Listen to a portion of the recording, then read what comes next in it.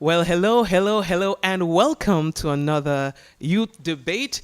Of course, we are here. We told you that we are going to continue to have the conversation with the candidates. Today, we are doing things with a little twist. We have been affected by the current weather system. Our candidates were not able to get to our location due to various challenges that they faced in the individual constituencies. As you would appreciate, the prevailing conditions really doesn't make it easy to traverse from, say, the north of the island. Any which way you look at it, it's really difficult. And so we have decided to host a virtual version of the debates.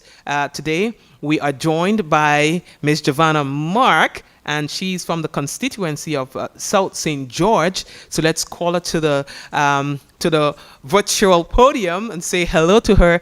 Good afternoon to you. Good afternoon, Mr. Hutchison. How are you doing? I am well, and how are you today? I am good. Okay, I'm well, a bit anxious, but I'm good. you're nervous. Just a little bit, because I just want to, do my best. You want to do your best. Talk to us about what is the weather like in your area? Did you experience any sort of flooding, or the people in your community? What's that like? Well, yes, we did experience flooding in my area because I live close to the Woodlands area. So we would have actually had a bit of flooding, actually. Okay. And earlier, a tree would have actually fallen across the road. Okay. Wow. Yeah, it's been tough. All right. Well, we're glad that you're safe. Let's go over to Mr. Tariq Miller, and he's from St. David. Mr. Miller, welcome to the virtual podium.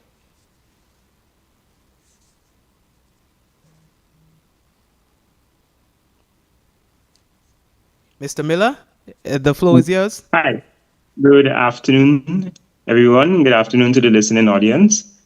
And happy Mental Health Day to you, all men out there. And I really hope that today would be one of appreciation shown and that truly you recognize the role you play as men in our lives. So happy Mental Health Day to you, Mr. Hutchinson, and all the men listening. All right, that's good. Thank you very much, and you likewise. Well, let's get the ball rolling. We'll do that with you. You've been briefed of the rules, I'm sure, by the ministry Yep. officials, and so we're getting started. First of all, we're starting with you, Mr. Miller. As a youth Yes. parliamentarian and being involved in the rebranded program, talk to us about Mhm. how that has impacted you thus far. Well, youth parliament has impacted me very significantly. It it brings you around people who have like goals, who have like missions as you, and that is really to improve the standards, improve the lives of fellow youths in your community.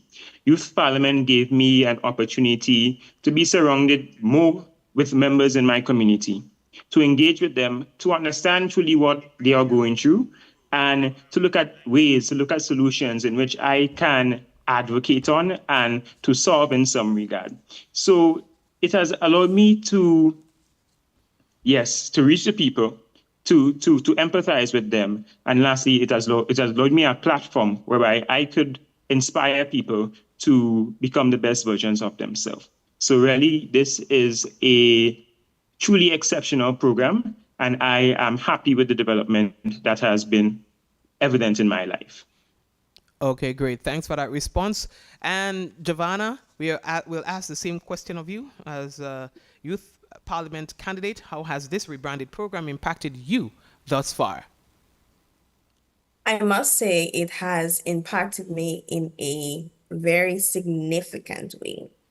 You know, I've heard because I was not part of youth parliament before, but based on what I know or what I've heard, that aspect was not there. And I think it's actually a great initiative because it gives us young people an opportunity to be more out into the communities and get the views of individuals and then be able to understand, okay, well, this is what the people really need. So then how about I put this into my manifesto, and how about these are the things that I advocate for? Because then we may think that youths may want a certain thing, but then when we go down on the ground and we communicate with them, then it gives us more insight. It has also helped me to also develop my public speaking skills, sorry, and has also, helped me to be more active and necessarily, like, seeking information and just, to be the best at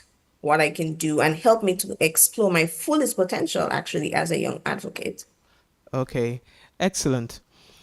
Now, we're going to stay with you, Giovanna.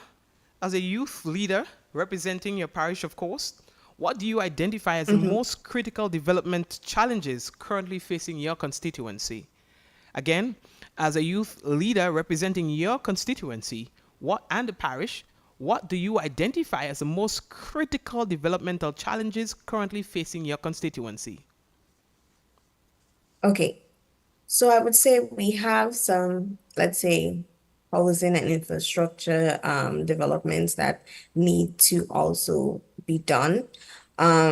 We see that sometimes, our roads, some of them in the area have like a lot of potholes, some of them are quite narrow. We need to better develop our roads. I do know that well, in my area, for example, with Woburn and so forth, they're trying to fix the road within that area there so that people can better negate traffic in the long run because the road has fallen away. But also, we see I've seen certain houses, let's say within the valley and so forth, which could also be developed. Some developmental things I see is that also we can develop, let's say, our community centers a bit more, and actually make it more active and have more, let's say, programs that people can attend in these areas and make it more useful, develop it more for these specific sessions. Ah, interesting. And Tariq, what's your response to this question? I would also have to say infrastructure. In St. David's, with the recent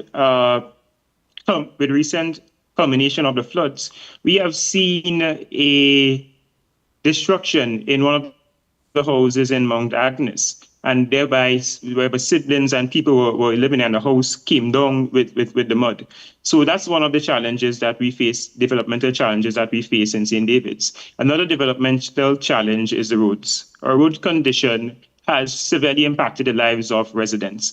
Really, when the roads are bad, it damages the vehicles. It causes accidents. And so it is crucial that we place more emphasis, more investments into the road and look at possibilities in reconstructing the road network so that it may stand the test of time, and we may not always have to be filling potholes here and there, but rather it can be sustainable throughout. All right. Thank you very much. As we continue with our questioning, we understand that unemployment remains a significant concern for young people in your parish. In your opinion, what are the primary obstacles that hinder youth employment where you're located? Again, unemployment remains a significant concern for young people in your parish. In your opinion, what are the primary obstacles that are hindering youth unemployment? That hinders youth employment. And we're sending that question over to you, Tariq.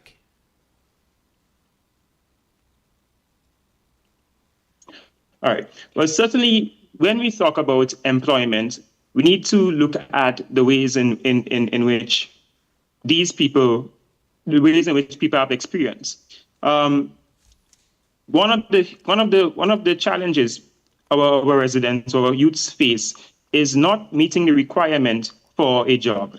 And that's simply due to them not having the skills. That's simply due to the education system not providing these skills training in these areas for them to get employment. And when there is that gap, the youths don't have a road rather to walk on to get that job.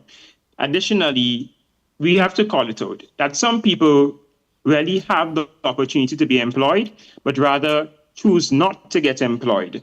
And so I would say that that too has an impact in hindering them from employment. Their unwillingness to get employed and to go there to look at the job market and to see what jobs are available to them.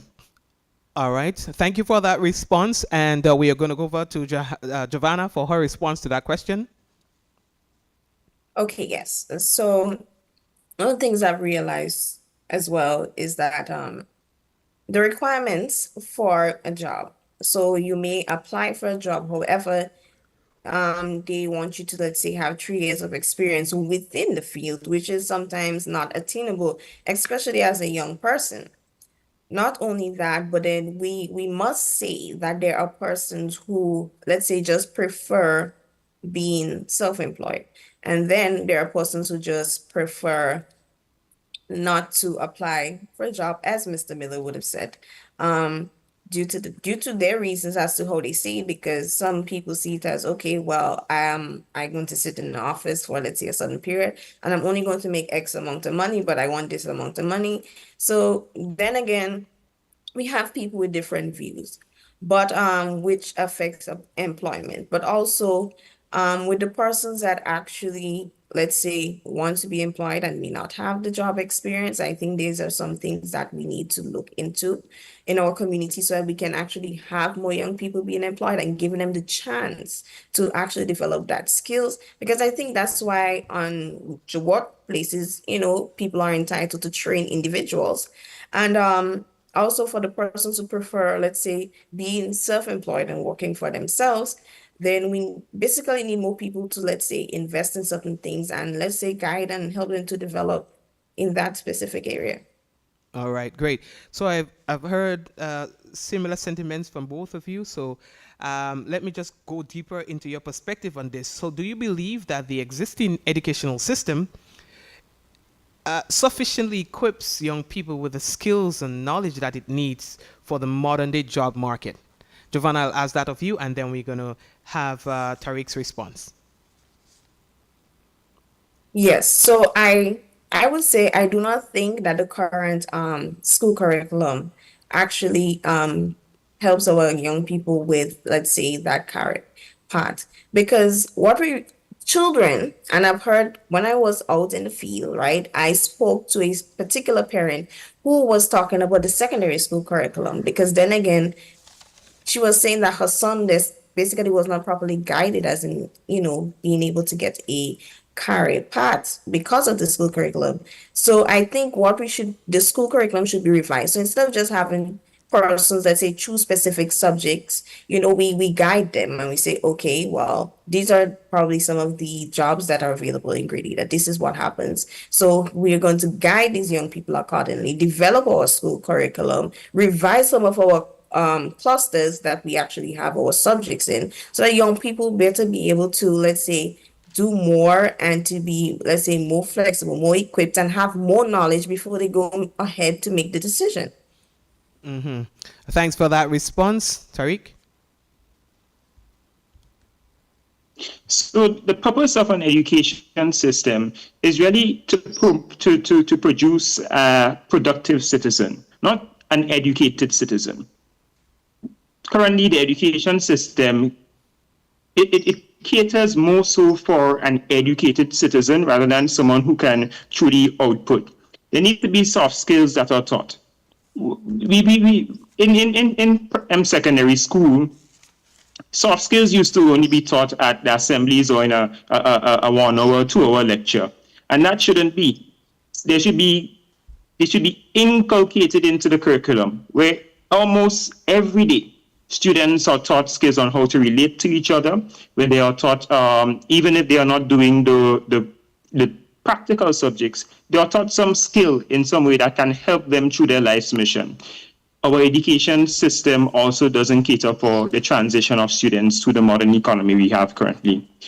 There is a greater need for STEM, the science, the math, the technology, the engineering, with this AI economy, or with this technological economy that we are having. And currently the education system is too traditional to cater for this road in which the world is leading to, and that must change.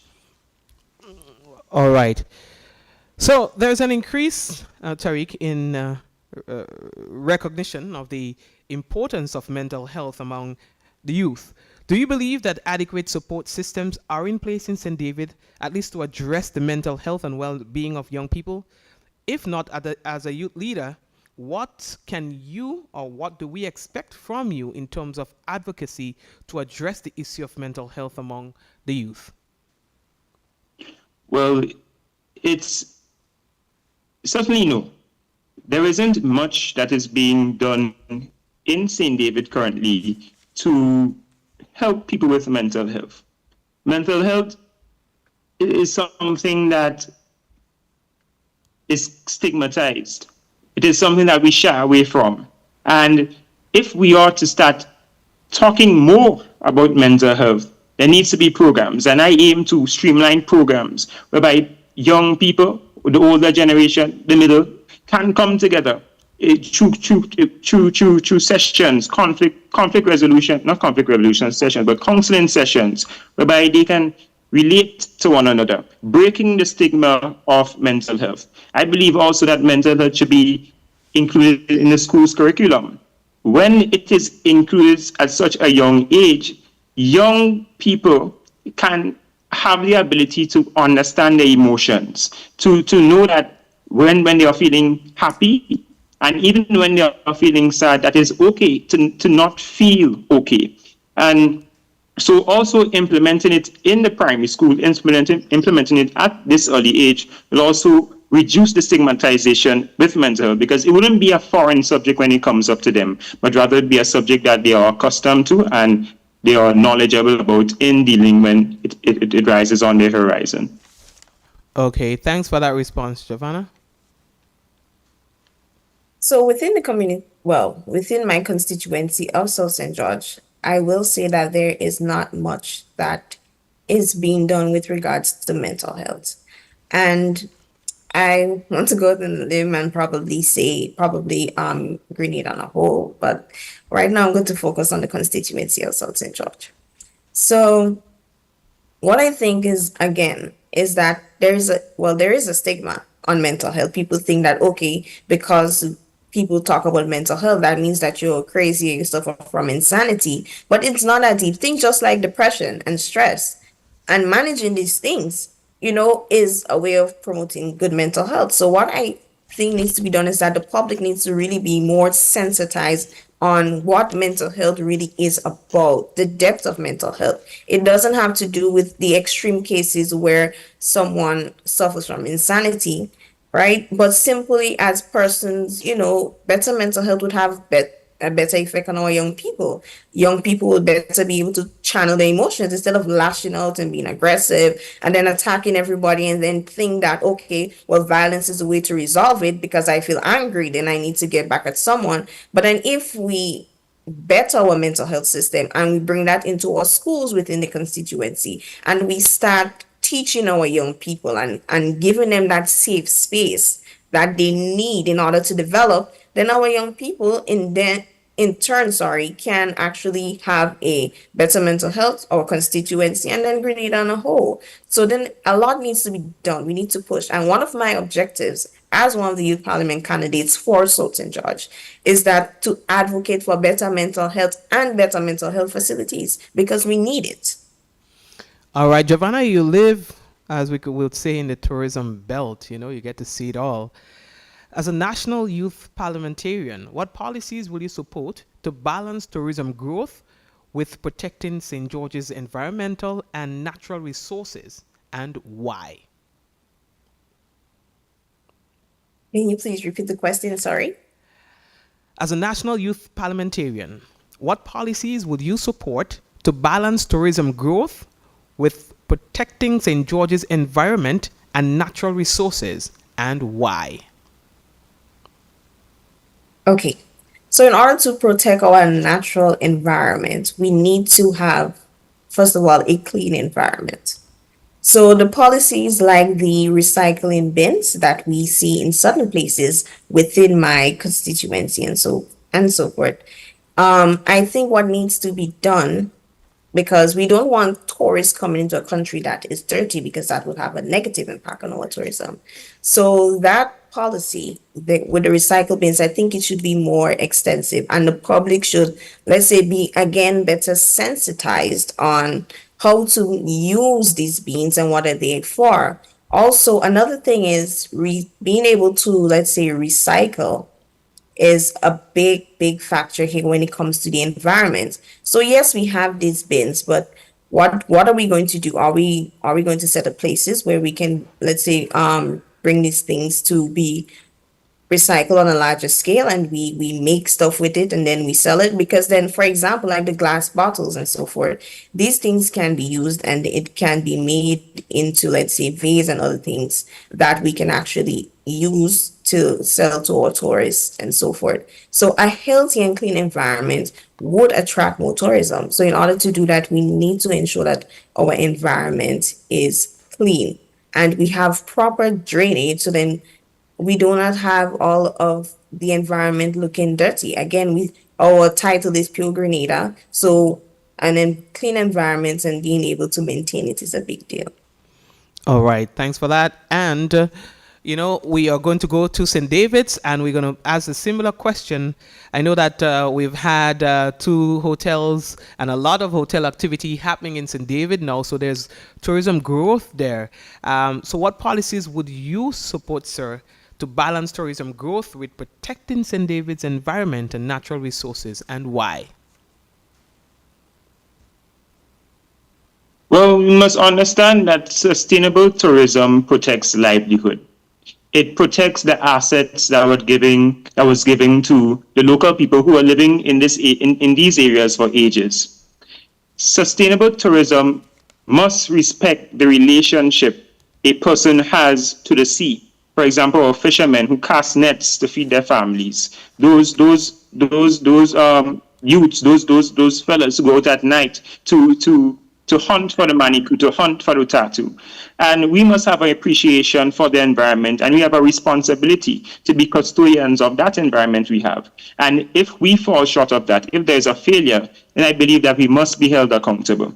But to those that pollute the river, they must be taxed. To those that deforest lands, they must be taxed. To those that are eco-friendly, they must be taxed. And why do I support this? Simply because if a business, if a company is taxed, it reduces their likelihood of continuing that certain activity, thereby that taxation becomes a deterrent. So implementing environmental taxes for companies that fall outside of the eco-friendly zone will be important in reducing that, in bringing forth sustainable tourism. And I have a specific question for you as well, having to do with your parish. I think it's very unique and interesting that St. David still doesn't have a town. And of course, with that reality, we would appreciate that it limits industrial and commercial activities.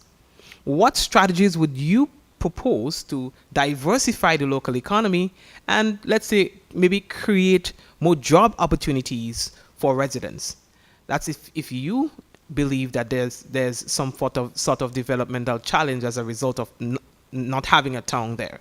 I'll repeat again, the parish of St. David does not have a town, which could limit industrial and commercial activities.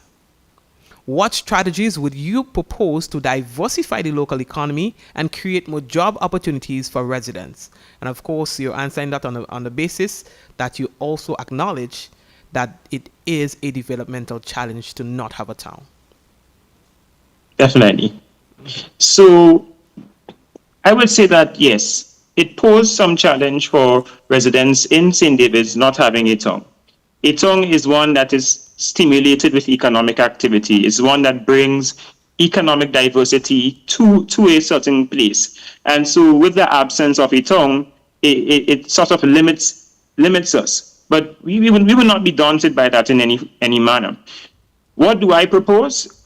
I propose us on a national level diversifying our agricultural economy. We eat what we grow, and we grow what we eat. If our main crops are banana, cocoa, nutmeg, knowing that we have so much more crops in in Grenada, such as the lettuce, the cabbage, and the tomatoes, if these are not produced, then there wouldn't be a surplus for them to be exported. And St. David's has land. And so, with the absence of a town, we can use the available land to plant agriculture and to export the surplus we have to bring economic growth to the farmers, to the people of St. David. Additionally, we have to look at cultural tourism. There are many cultural sites in St. David's, and so for us to benefit from that, we must recognize these sites. There must be research done on these sites to attract more attention towards St. David's. All right. If you had to choose an area to place a town in St. David, where would you select? Well, recently there has been a hotel erected at La Sagesse. There has also been a play park erected at La Sagesse. There's a beach at La Sagesse. I believe that would be one of the smart places of putting a town, simply because you have the access to a beach, which can lead to a port, and you have other businesses, other surrounding businesses, which can stimulate economic activity. So that's a good suggestion, which I put forth. Tongue being in La Sagesse. And I've heard, and I know with the absence of a port, which I'm sure some would argue that it can become available one way or the next, that some argue that Latant might be a good area to create a town out of. Well, I still believe that with the establishment of that hotel in La Sagesse, that truly that will be a plus. And I think that's the advantage it has over Latent. All right. Okay, no problem. So, Giovanna, we cannot ask you about the town situation. You're basking in your glory of having grandlands, probably, and maybe I should ask you that. What are your views? Because I've heard it, and I'm just creating this question on my own. What are your views, possibly, in making probably grandlands the hub of St. George? Because I've heard the argument before that St. George's is kind of getting, and the development seemed to be happening in Grandin. So if there was a possibility of shifting the town, the capital, would you agree that it would be in Grandin, and why? Okay, so I would not agree. Let me be honest. I do not agree necessarily that the tongue should be switched from St. George's to, let's say, Grandance. Yes, Grandance is very active, and we have different malls, we have our movie theater, we have so many stores and different activities there. However, Grandlands is also the place where we have a lot of, let's say, business places, and we have the airport where people travel and come from the airport to go to different locations. And I'm thinking to myself, switching Grandlands to the town would cause a heavier flow, let's say, of traffic within that area. And I mean, tourists coming in, and we have that area, being very busy with our airport and so forth. I think it would actually become hectic for them. It probably would, make getting to their destinations a bit harder per se. And also we do know that we have certain school zones there, and not too sure about, having more of that heavy traffic, because then again we're talking about making Grand as a town and with all these different things and businesses. So I think it should stay as is for me personally. Okay. All right. So good. Thank you for clearing that up. All right. So, folks, we are here and we are talking to our two candidates. They are not opposing each other because they are from different constituencies. If you're wondering why, we are posed with the challenge of the effects of last night's rain. So it was really hard to get the candidates all in one place, and so we are doing this virtually. We are speaking with Giovanna Mark, and she's representing South St. George. We are also speaking with Mr. Tariq Miller, and he is from the constituency of St. David. So we are just about halfway through as we continue to ask our questions. So, Giovanna, this one goes to you. Young people are the future and often advocate for a seat at the decision making table. At this point in Grenada, do you think enough is being done to ensure that young people are adequately represented and have a voice in decision making? I'll ask the question again. Young people are the future and often advocate for a seat at the decision making table. At this point in Grenada, do you think enough is being done to ensure young people are adequately represented and have a voice in decision making? I love that question. Thank you so much for asking that question. So, I do not think enough is being done for young people to actually have a sit at the table. But I must commend this initiative because then this initiative is a start, as in getting young people to be at the decision making table on a broader scope. But I just want to, I thought about it, and when I thought about it, and I came up with the idea, why not, let's say, have a young person to be, let's say, a running mate. So let's say we have a young person that is assigned, I don't know how difficult that could be, but let's say a young person that is assigned to every minister, whether it be the National Democratic Congress, whether it be the new national party or whatever parties may come up, we can actually have a young person that is actually like a running mate with that minister during, let's say, that electoral process. So then we have that young person who would, let's say, be more of the eyes and the ears of that minister, who would be more on the ground and who would be able to, let's say, meet the young people on a broader scope and be able to, let's say, get the ideas and hear what the young people is saying, and let's say bring it to that higher chain of command so that things more or less can be done, and we can, let's say, have differences and changes within our young people. So I think that would be a good initiative to have more young people there at the decision making table. But again, I must commend this initiative because it is actually a start, and I do think that is a good idea, and I hope that we move up from here and it goes more in depth. Okay. And that's not too far fetched. Like you're suggesting like having like a shadow person, somebody to kind of like be there alongside them to understand, to learn, and so they can even like fill in for that minister when he or she is not there, even if they might have deputies. I do not know that our ministers have deputies, but still having a young person to shadow them, I think, is a really good idea, as you're suggesting. Let's go over to our St. David's candidate and hear what he has to say about this. All right. So I would like to propose a little alternative to the question that's been asked. Not only are we the future, but we are the now. We are the leaders of today, the innovators of today, the change makers of today. And if we want to get results tomorrow, we would have to start giving young people the opportunity to lead today. I believe that, yes, there is a trying effort aimed towards giving young people an opportunity to sit at the decision-making table. But more can still be done. Currently, if we need to bud young leaders, and we see a decline in active youth groups, we see a decline in the presence of active student councils at the schools, and really this is where leaders are born. Leaders are not born when they reach on a platform, but rather through the initiatives and through the work they have been doing in their past.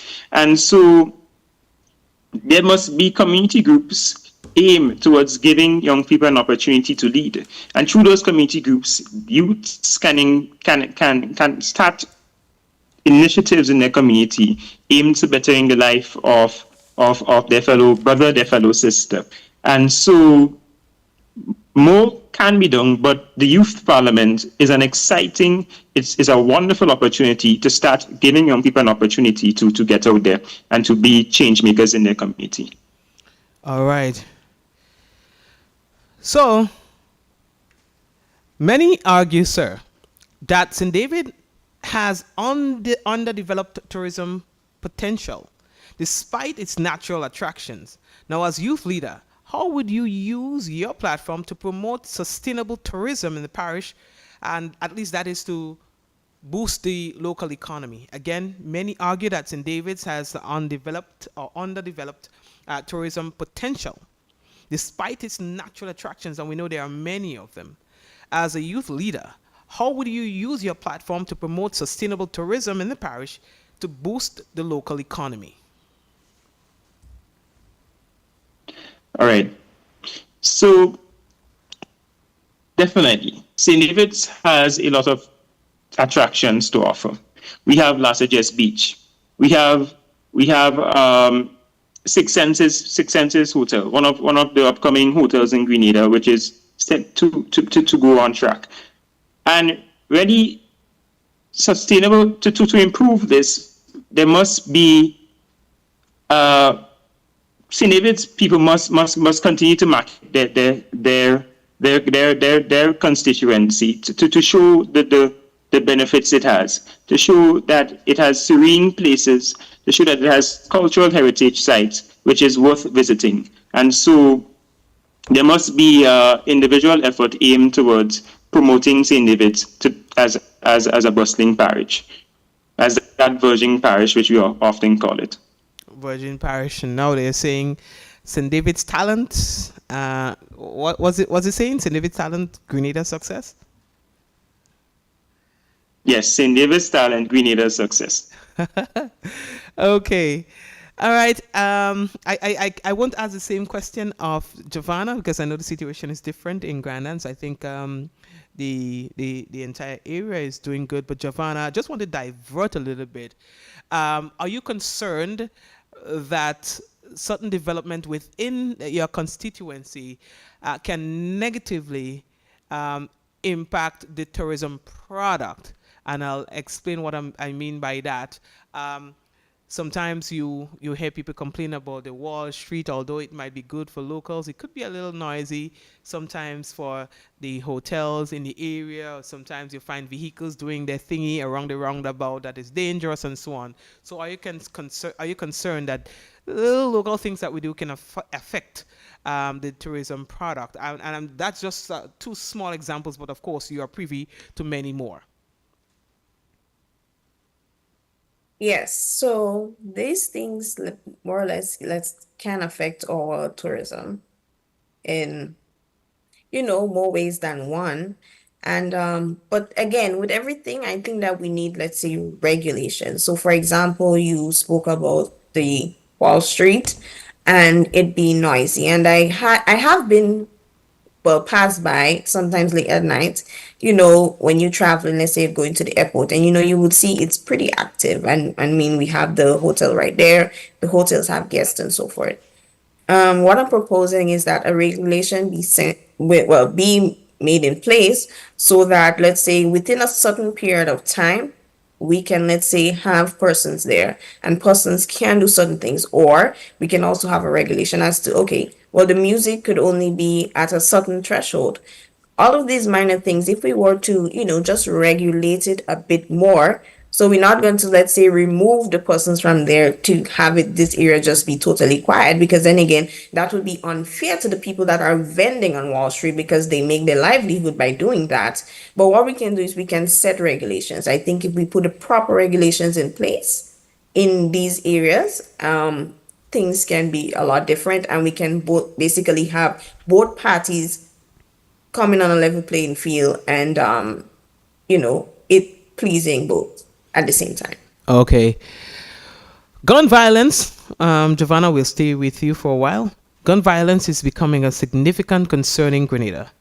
What are your recommendations for controlling the gun violence that is happening in our country? Again, gun violence is becoming a significant concern in Grenada. What are your recommendations for controlling gun violence in our country? Okay, so I do think that, for starters, for one, I am not trying to, bash our Coast Guard system, but I'm just saying that I do think that our borders should be more protected. We should, if our borders are more protected and we have, again, better regulations, is more protected, we have more resources, more people out there, then more or less we wouldn't necessarily have persons just randomly coming into, let's say, into the country, or we would not have, the illegal, importation of guns into our country. But not only that, but I do think that what is also concerning, I see that we did have the 90-day gun amnesty, which was actually a very peaceful way to go about resolving the gun violence. However, we do need stiffer measures in order to better regulate our gun violence. For example, more random searches. If we have more random searches, that in itself could actually help us to clamp down on people that are not necessarily expecting, let's say, not expecting the police. So then they may have their stuff here or there. So, or we can have police going to communities that are more likely, more prone, because we do know that, we hear things about certain places.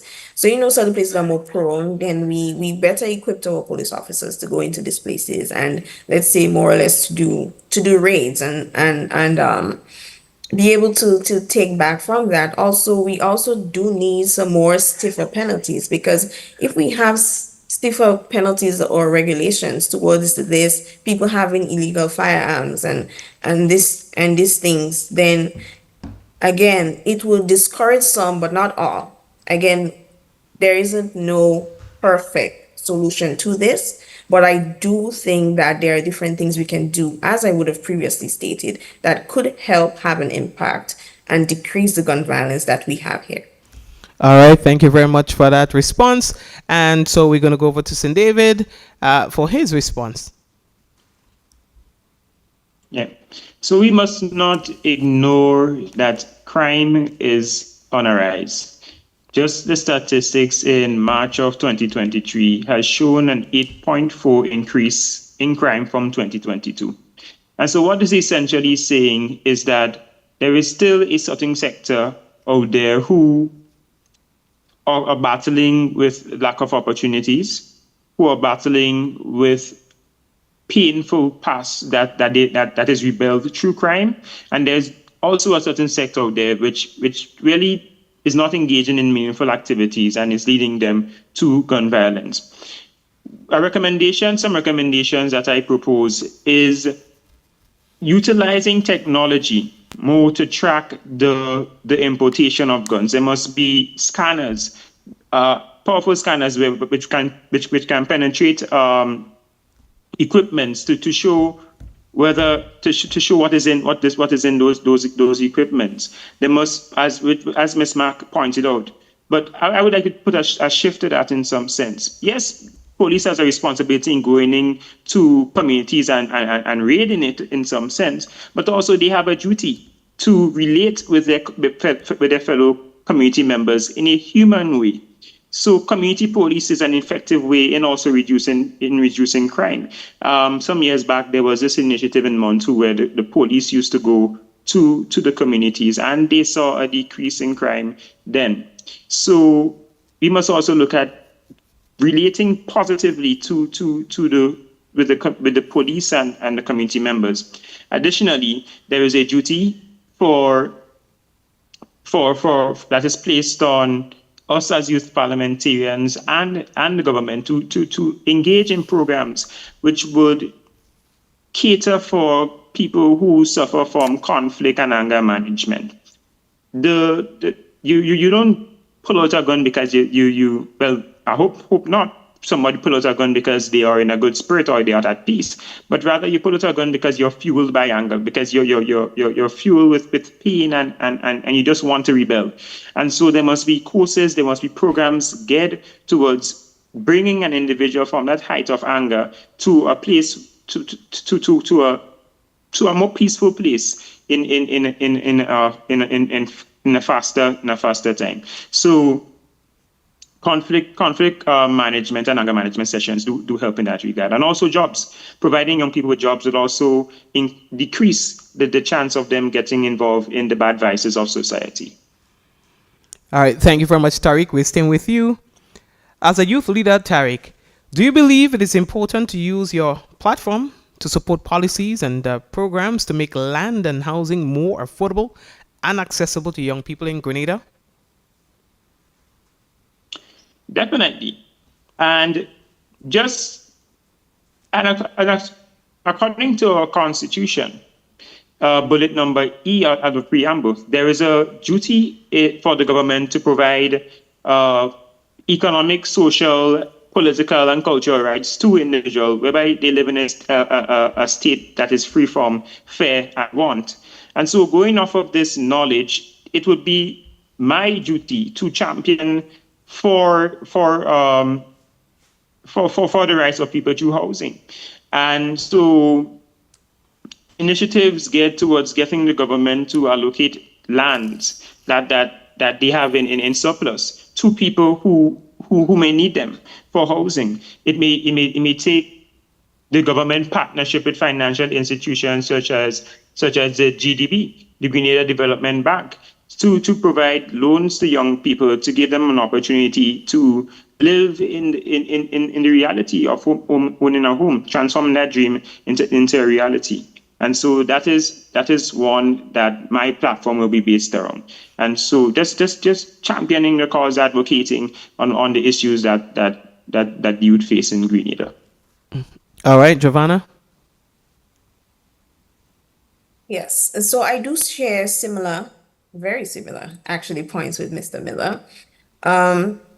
Being able to attain lands and proper housing as young people, it's something that really needs to get looked into.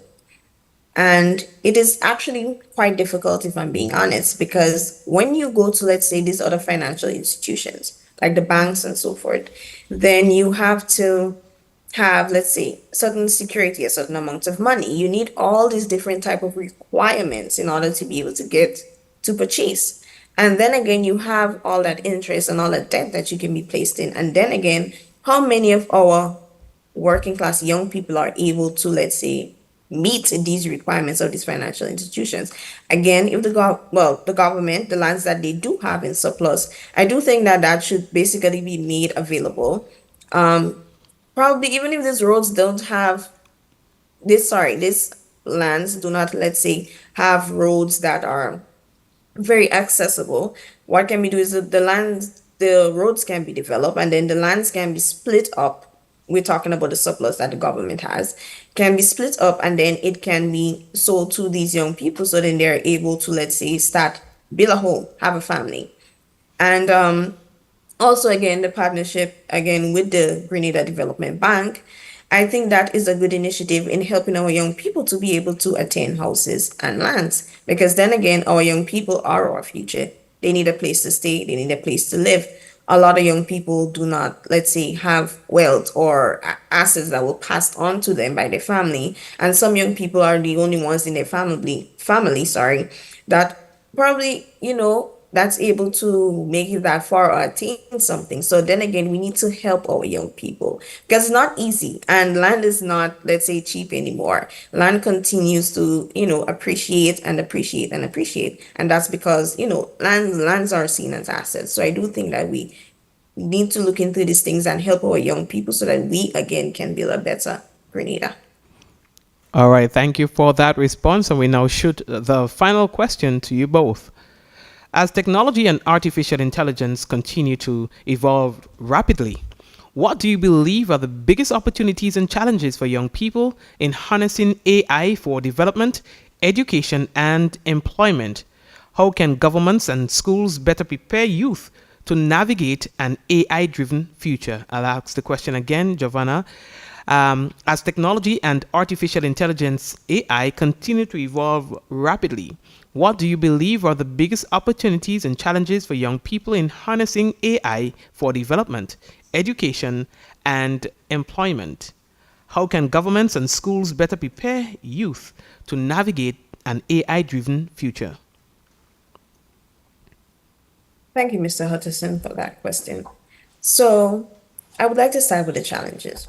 So, one of the challenges that we can have in actually getting our young people to be more advanced in that AI driven society, the way the world is going, is that a lot of these technologies and equipments cost money, and something costs a lot. The software, everything that we speak of, all these things cost money. We have to pay for these different programs. So that in itself can be a challenge. However, we can bridge that challenge by more or less, again, seeking sponsorship, finding ways to get more revenue in which we can invest into that.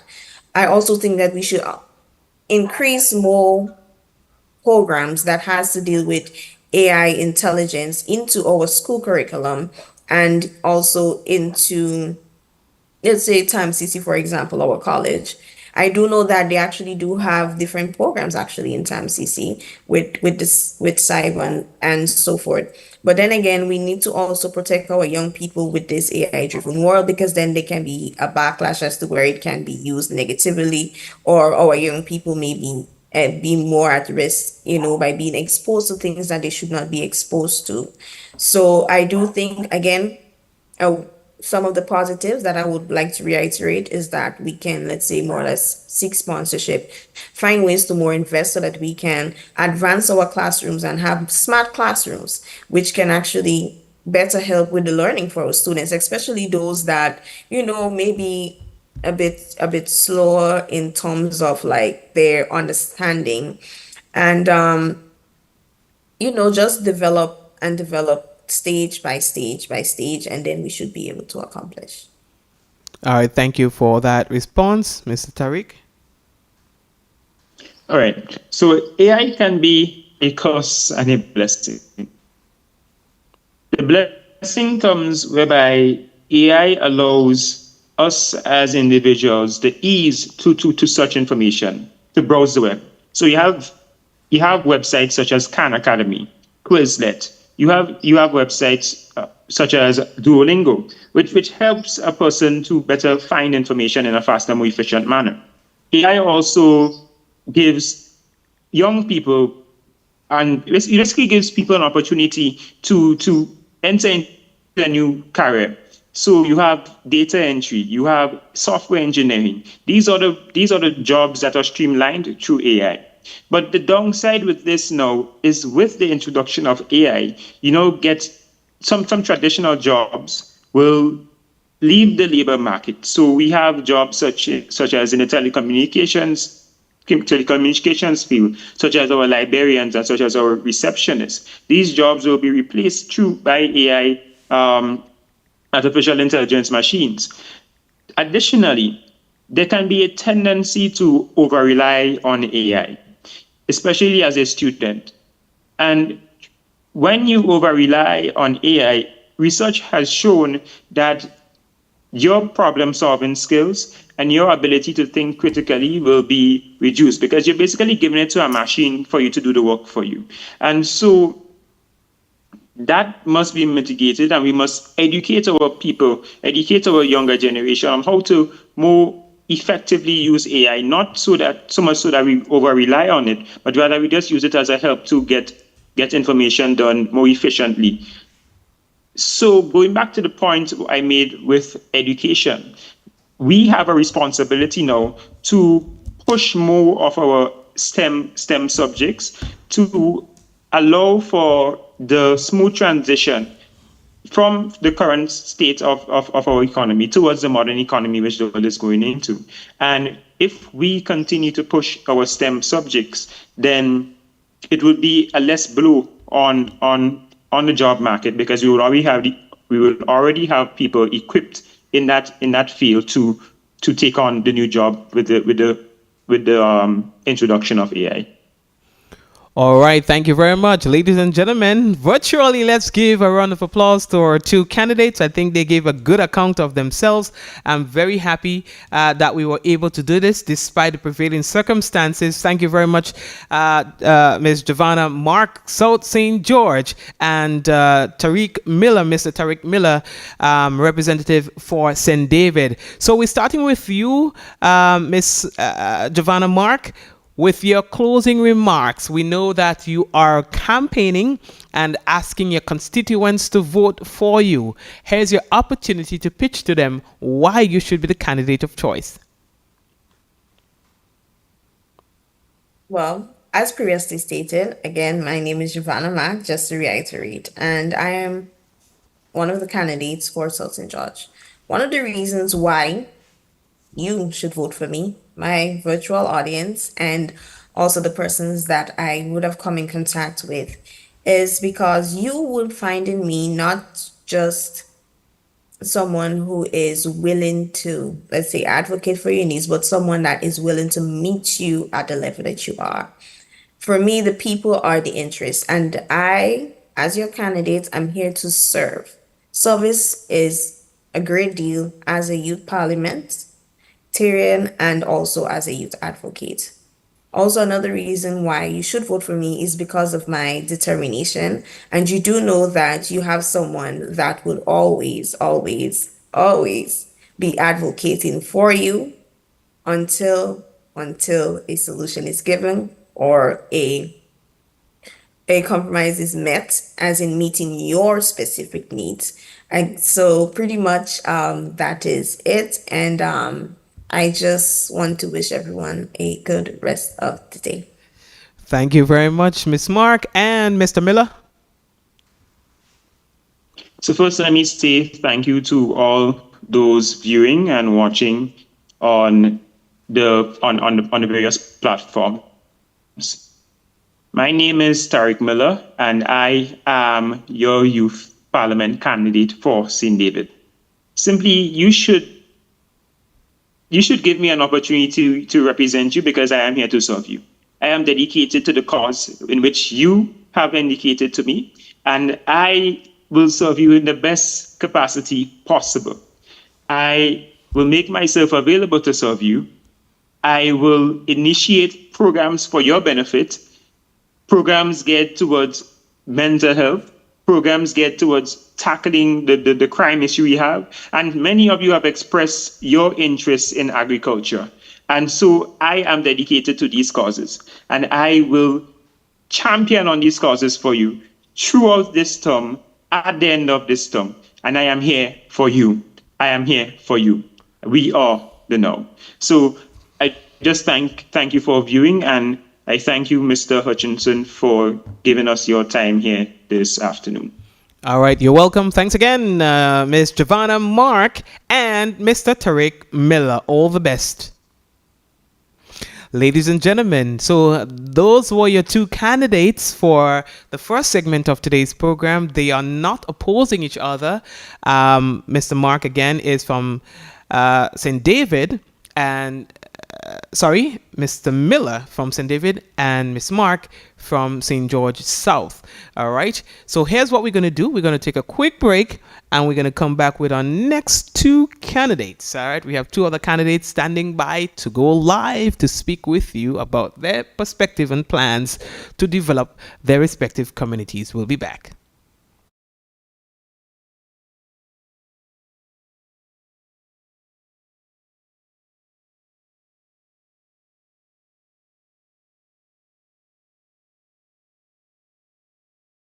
St. Andrews Northwest.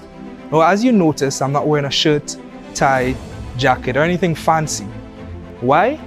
Because I wanted to come to you unapologetically honest, just as I am. I don't want you to think that the individual wearing a shirt and tie would be the only person representing you in the House of Parliament. This is who will be representing you in the House of Parliament. You have been meeting me halfway, so this is a bold statement to show you that I'm willing to do the same. Now let's be clear, I'm not here to fight for you, because fighting for you implies that you would not be by my side.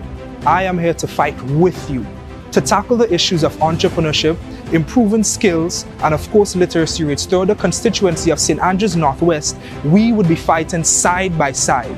Every word I speak through my speech in the House of Parliament would be a word spoken by all of the youth. My name is Amanda Japal George, your youth candidate for St. Andrews Southeast. and I pledge to be the voice of the youth of St. Andrew Southeast, advocating for your dreams, your challenges, and aspirations. I pledge that I will be with you in the good times and the bad times. In me, you have a friend, a confidant, a sister, a brethren, and an advocate. I commit to working tirelessly to create opportunities for your growth, to listen to your concerns, and to represent our needs with integrity and dedication. So don't ever think that you aren't good enough. I am here to be your voice. I am here to represent you. The misfits, the rebels, the troublemakers, the wrong pegs in the square holes, the ones who see things differently, the ones who are not fond of rules and who has no respect for the status quo. We can quote you, we can disagree with you, we can glorify or vilify you, but what we can't do is ignore you, because you change things, you push the human race forward. And though some may see you as the crazy ones, the black sheep in our families and communities, I see genius, brilliance, and hope. Because the people like you and I who think we can change the world are the ones who do. So take my hand. Together, we will build a future where every young person is empowered to succeed and make a meaningful impact in St. Andrew Southeast. Championing change, embracing inclusion, a future for all. Hello to the youths of St. Andrew Northwest. My name is Dereka Samuel, and I am excited to announce my candidacy to be your youth parliamentarian. As your representative, I will amplify my voice for youth empowerment, advocating for proper training and job opportunities for each and every one of us. Inclusive education. I will push for improved programs and resources for all students, no matter their learning style or ability. Social justice. I will ensure that everyone is treated fairly and equally, no matter our backgrounds or life experiences. I aim to make St. Andrews Northwest a place where discrimination has no space. We all deserve of being at the forefront of our future. The time is now, because we are not just the future, but we are the present. St. Andrews Southeast. My name is Kevon George, and I am your candidate and the best choice to make in the National Youth Parliament elections on December 5th. I'll give you 3 reasons why. Reason number 1, action. I have and will continue to represent you in the concerns that you have communicated to me in the areas of education, business, community development, personal development, and home ownership. Reason number 2, experience. I have been an active participant in the National Youth Parliament program since 2021. Why, you may ask? I am passionate about improving the everyday lives of our youths, and the program has given me the tools and opportunity to do just that. And number 3, no idle words. I'm a firm believer in the saying, do what you say you would do. And so, I am not here with any pie in the sky political plans, but rather simple, straightforward, and accomplishable plans. And so, St. Andrews Southeast, a vote for Kevon George is a vote for action and experience over idle words. And that is the only right choice. On the block today, in Parliament House tomorrow. Join me and let's make a difference together. A vote for me is a vote for action. Action and experience over idle words. Big Parish Youths, we are your candidates.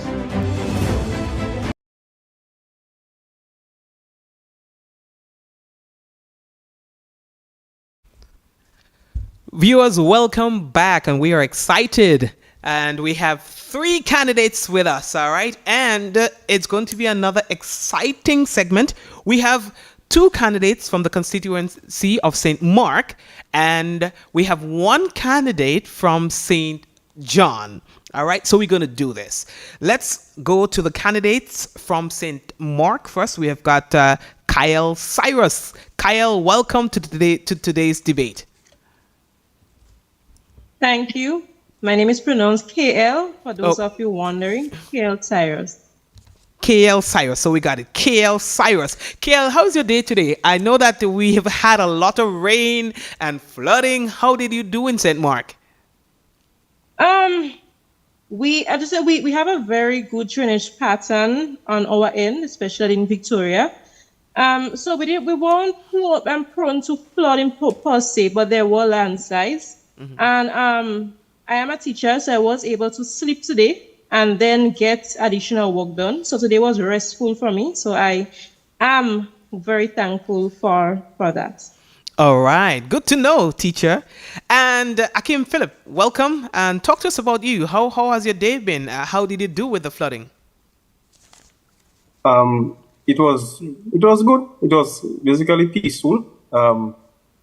I got basically a day off today as well, seeing as I'm a teacher as well.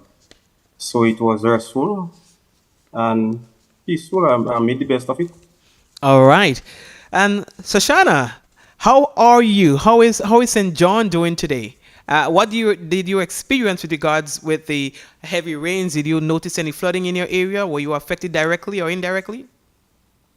Hi, good afternoon, Mr. Hutchinson. So I was not affected directly. Compared to various days, St. John's passed pretty okay this time. Very few landslides, not much flooding. However, some of the rivers and drain can do with a bit of cleaning. Okay, good. So we're going to get the ball rolling right now. I want to go to Kale. In your opening remarks, you did mention that St. Mark doesn't necessarily experience a lot of flooding because you, as you said, have good drainage or good drainage system. Are you saying that most of the areas, particularly towns that experience flooding, this is due to the fact that we have a poor drainage system? Yes, I would say that. That is due to the fact that there is a poor drainage system because, as we would know, there are various types. I would not want to actually elaborate on that right now, but it should say poor, as it is stated, a very poor drainage system. Some other towns, places, parishes may actually have. Okay, and you want even St. George's, for instance, has a poor drainage system. Okay. I wonder if Mr. Philip feels the same way. Mr. Philip, you want to jump in here? So I agree with Ms. Cyrus. Drainage is one. Another thing with the climate change and with the level of the drains and all these things with the sea, the water has no real wet place to go. So I think that also aids in flooding because as the water comes down, it cannot run off into the sea as it was designed for. But so that has a part to play in a lot of the flooding in the areas as well. Okay. Sashana, I also take note that you stated that some of the drains can do with some cleaning up. Are you suggesting that because some of the drains are clogged up, that is why we are experiencing some of the flooding in the town areas? That is one aspect as to why we're experiencing floods. So I would suggest that people from various communities, along with our government and so forth, go out and clean the drain. It can be from dead trees or so forth. Also, it has to do with infrastructure as well. Some of the ways in which our bridges are designed doesn't really help when it comes to these type of climate changes that we are experiencing. Even some of the basins in the mouth of the sea and the river is at the same level. Therefore, the water is pushed back inland, and it also adds to flooding as well. So infrastructure needs to be developed as well.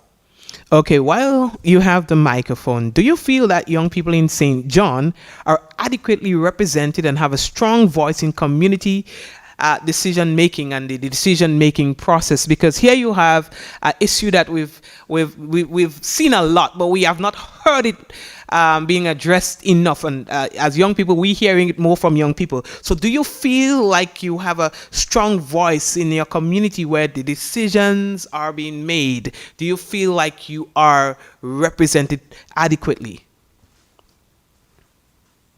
Young people in St. John's, they do have a strong voice. However, whenever they take on the platform to express themselves or issues of concerns, I don't necessarily think that they are being heard.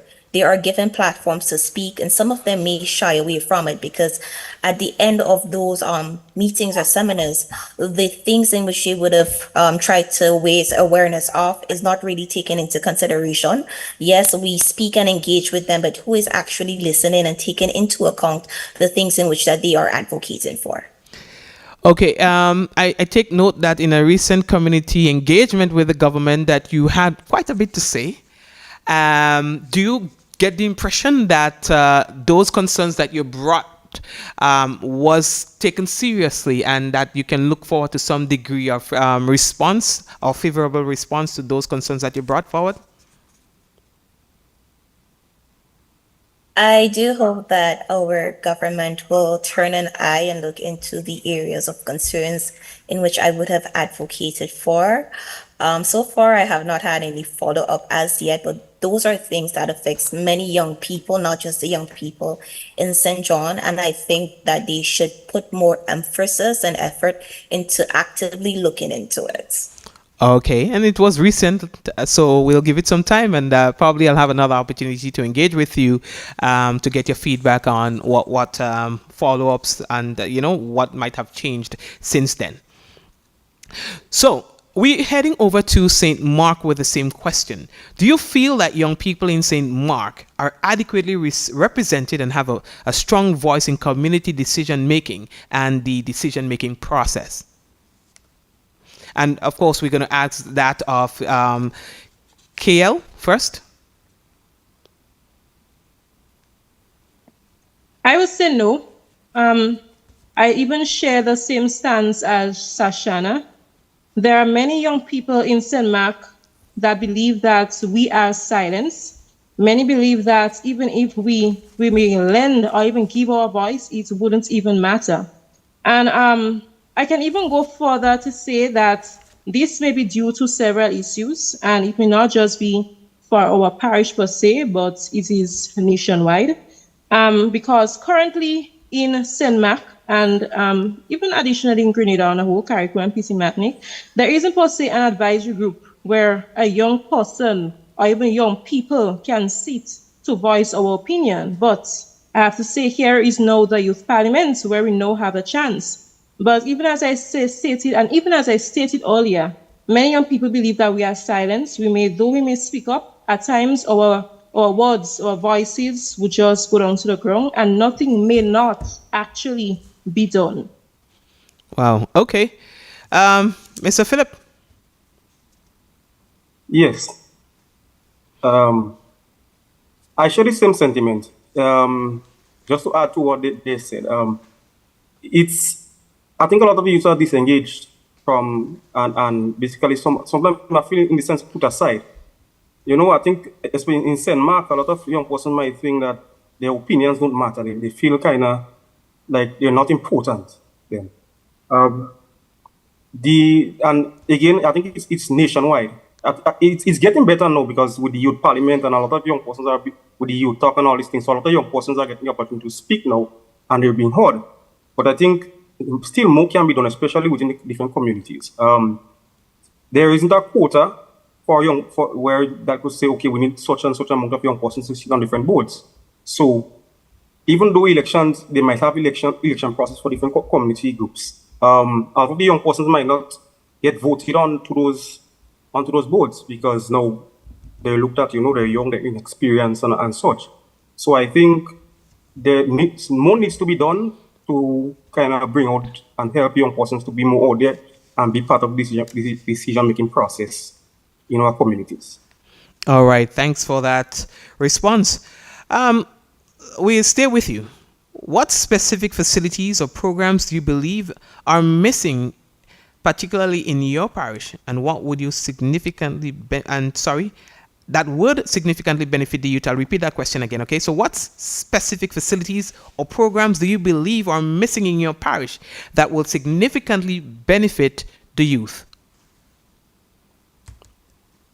Okay, so for one, I think a youth group, because I don't think there isn't an active youth group in St. Mark at this point.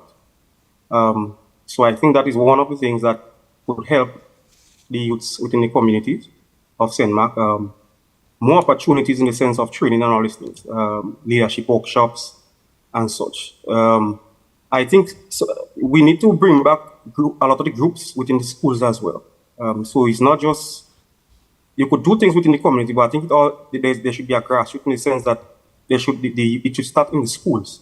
We don't see a lot of the Cub Scouts anymore. We have some of the different groups, but they're not as active as they once. So the Girls Guides, the Brownies, all those things. I think all those things used to help young persons develop a sense of leadership quality. And it makes them understand and value being part of a team. So I think those are some of the things that needs to be brought back. And like I said, community youth groups, training programs and all these things, and for the youths within the community, that shows an interest in that area. Okay, thank you for that response. And we go to your opponent, KL.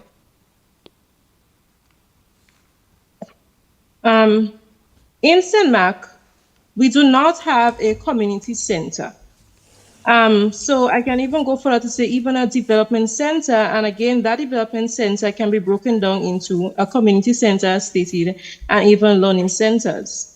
And besides this, in order for more activism to even be done, I believe that actually promoting tourism much more, because tourism is something that is widely promoted in Grenada. But when it comes to St. Mark, at times it is a bit silent, it is a bit dormant, but it can become more active. And even when young people, I should say, are much more actively involved in tourism sector, where we can be much more trained in different fields, this is something that can actually be advantageous in our several communities and even in the parish of St. Mark on the whole. Okay, and thanks for that response. We go over to St. John for her response to the question. Thank you, Mr. Hutchison. I do believe in St. John, currently, we do need a rehabilitation program. We do have a lot of young people walking the street. Physically, they are there, but spiritually, mentally, emotionally, they are missing. They do need a type of program, not just where they can speak to a counselor, but a program in which they can do events together, activities as a community, go on walks and so forth. Just as Ms. Cyrus would have mentioned, St. John's, particularly Guelph, does not have a youth center or development center. So these are some aspects in which we can develop as well. We do have many talented youth in St. John, especially dancers. Most of the dancers in the five-star hotels are from St. John. So if we can develop a youth center in Guelph itself, it will also aid not just for the dancers, but we have people that play table tennis and they do not have proper facilities to train and so forth. So a youth center is very important. A youth development center is critically important, as well as rehabilitation programs and so forth. All right. So we'll stay with you. If given the opportunity to implement one major project or initiative to advance the development of St. John, what would it be? And why do you consider this a priority? If given that opportunity to implement one specific program, Mr. Hutchinson, I would firstly go with the rehabilitation program. Reason being, you must have a sound mind to accomplish or do anything. A lot of the youth, again, in St. John, they do need that type of rehabilitation. A lot of them are physically with us, but mentally they are having whatever experiences that they're having in order to work properly, in order to function, in order to help or build your family. You need to have a solid mindset and stable mentality. So I will push for rehabilitation within St. John. Okay, thanks for that response. Mr. Philip? We are asking the same question, Yes. but in context of St. Mark. For St. Mark, Yes. okay, can you just repeat the question one more time, please? If given the opportunity to implement one major project or initiative to advance the development of St. Mark, what would it be? And why do you consider this a priority? Okay, so one of the projects or one of the initiatives I will try to develop is one, a skills training program. At this point, there's a lot of unemployment in St. Mark, especially among youth. A lot of persons dropped out of school and they don't really have any skills training to make them employable. So what happens? They get involved into a lot of the negative behaviors and negative aspects of the community. So I think a skills training program would help get a lot of young persons qualified and get them, they have a adage, basically, idle hands is the devil's workshop. So to kind of get them off the streets and get them gainfully employed, so that it helps the community, it helps the community, helps the economy in the community, and the development of the community on a whole. All right, thanks for that. And we go over to KL. I would say a learning center. I even share the same sentiment with Mr. Philip. But I say a learning center specifically because interacting with my students, even at the St. John's Christian Secondary School, many of them would say to me that they wished that they had that extra class or just someone who can be there to assist them even after school. And though I said St. John's, it can even be applied in St. John's as well, and even thank God for St. Mark. And even as Mr. Phillips stated that the skills training, this can even be subdivided as well, because many of these young people after primary school, secondary school, we will still need that hands-on training or that hands-on school for the world of work. And of course, many young people are disengaged. And because we have a high level of employment, these young people can now come in, sit in those programs, get those training, apply those skills that they were learned, and be able to advance in whatever field that they choose to. All right, interesting. And so I want to come over to you and, stay with you, in fact. Now, St. Mark's coastal location makes it particularly vulnerable to flooding and as well coastal erosion, with limited disaster preparedness resources and the increasing threat of hurricanes. What specific steps would you take as a youth advocate to raise awareness and to ensure the community is better prepared for future disasters? St. Mark's coastal location makes it particularly vulnerable to flooding and coastal erosion, even landslides. With limited disaster preparedness resources and the increasing threat of hurricanes, what specific step would you take as a youth advocate to raise awareness and to ensure the community is better prepared for future disasters?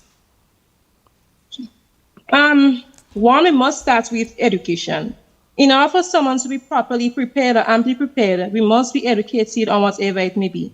In the case of a hurricane or any other natural disaster, as you would have stated, or even by even coastal erosion, so even when looking through all the communities in St. Mark, there are places specifically that need cleaning up. So if once these members of our community are able to be much more engaged in cleaning campaigns, this is one way that we can even raise awareness. And even at the same time as well, even jetties. Building up jetties for even these boats, because many times, of course, the sea would be kicking up. There will be due to a hurricane, whatever it may be. There can be mass destruction of these boats, and once these boats, of course, have somewhere that they can rest, at least, this can even actually pose an advantage for them. All right, thanks for that response, Mr. Philip. Yes. Can you repeat the question one more time, please? Okay, so St. Mark's coastal location makes it particularly vulnerable to flooding and coastal erosion, including landslides as well. With limited disaster preparedness resources and the increasing threat of hurricanes, what specific steps would you take as a youth advocate to raise awareness and to ensure the community is better prepared for future disasters? Right. So I think everything starts with education. There need to be an education drive on coastal erosion and climate change. And I don't mean an education in the sense of you just have someone going on a TV or radio station and speaking, but going to the schools, going to the communities, have engagements, have one-to-one, listen to the persons in the communities, let them give feedback, let them get an understanding. Because I think if you know better, you tend to want to do better. So if you speak, you have this consultation with them, you get to hear their views, and solutions may come from there. So I think education is one thing. Another thing is youth-based led initiatives. We could talk to international bodies, international companies, get them in, have them help out in creating projects and all these things and having persons guide basically those projects. So things like replanting of mangroves, cleaning the coastal areas, learning how the destruction of coral reefs aid in coastal erosion, because I think coral reefs reduce wave energy by about 90% or so. So that helps. Coastal reefs helps a lot in coastal erosion, and a lot of young persons may not know that. So education and youth-led based initiatives, partnering with the international community, the climate change community and such, so they can help develop projects to help build and protect those coastal areas. All right, thanks for that response. I think the same can apply to St. John, so we're going to go over to Sashana for her response to this question. All right, Mr. Hutchinson, can you repeat the question one more time, please? Yeah, sure. So in your parish, St. John, coastal location makes it particularly vulnerable to flooding and coastal erosion and even landslides. With limited disaster preparedness resources and the increasing threat of hurricanes, what specific steps would you take as a youth advocate to raise awareness and to ensure that the community is better prepared for the disaster or for future disasters? Great question. So as both candidates from St. Mark would have mentioned, education and training is vital. And one of the initiatives that I would like to take on is to teach disaster preparedness, management, and response. By teaching individuals in various communities about these initiatives, they would be properly able to function whenever these problem arises. Also, as Mr. Philip would have mentioned, collaborations with various organizations. For example, the planting of mangroves, the planting of seagrass, and so forth will help with sea erosion. And the building of seawalls as well as breakwater systems can also help with the flooding and erosion as well. In terms of infrastructure, if we were to lift the level in which we build our roads or even lift the level in which our utility pipes are run, it will also aid and help in those. Also, to get participation from people within the community, we have to consult with them. We have to get their advice on what they think might work, because sometimes they know the area better than we may know, and their solutions or the way of thinking of what can be done might actually work better than what we might try to do by ourselves. All right, thanks for that. And we're going to go over to St. Mark again, and this time we're going to Mr. Philip. In your opinion, sir, we're talking of education now. Should tertiary education in small developing states like Grenada be free for all youth, or should it remain accessible based on merit and economic need? Again, in your opinion, should tertiary education in small developing states like Grenada be free for all youth, or should it remain accessible based on merit and economic need? Mr. Philip? for that, I could say yes and no. It might be an indecisive answer, but hear me out. In the sense of the free education, right?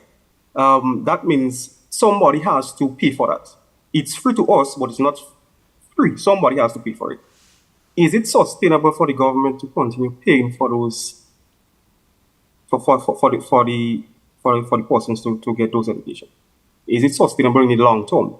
Right? It may be sustainable now, government could afford, but in the long term, would it be sustainable? On merit, it's a bit easier in the sense of, okay, you have the quality, you have the ability to do said subject, or you have the ability to advance or so in the field you wish to study. So you get the opportunity. But there are persons who they may not have all the qualifications now, but they can later on develop and blossom into, you never know, something great. Because the reality is,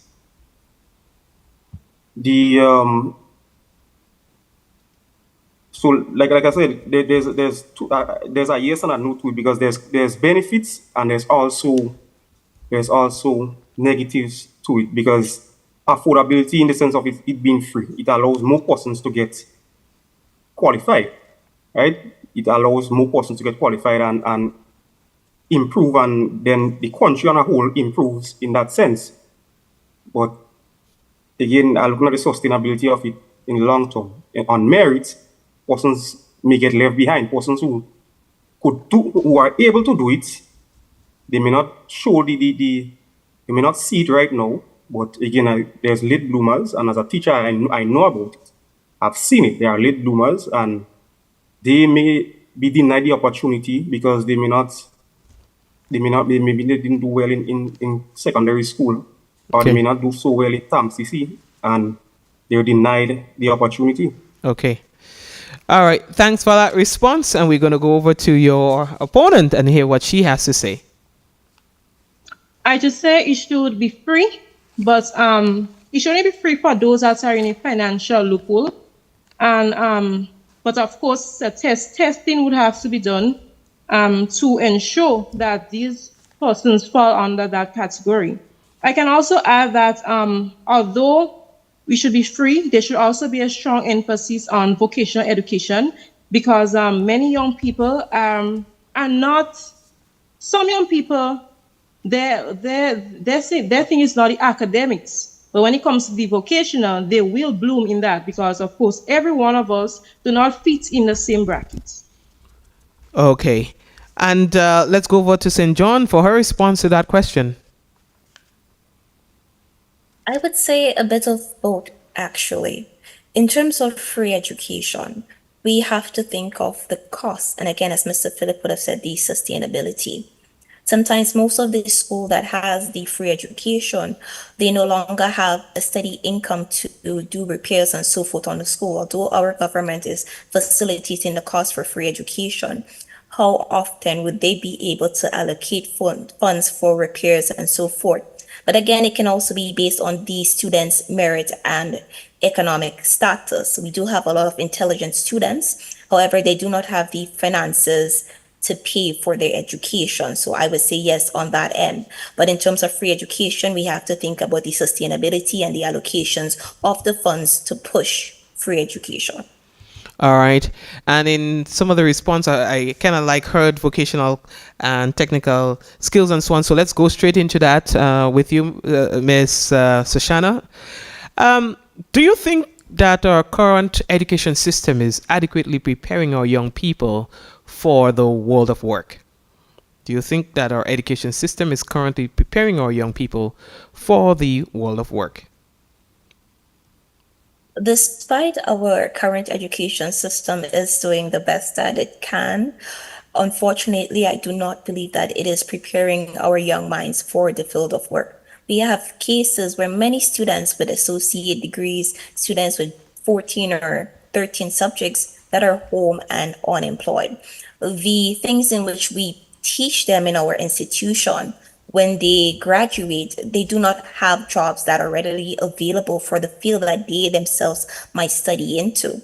Also, like Ms. Cyrus would have stated, we need to change up our school curriculum and add some more technical vocational training and skill set.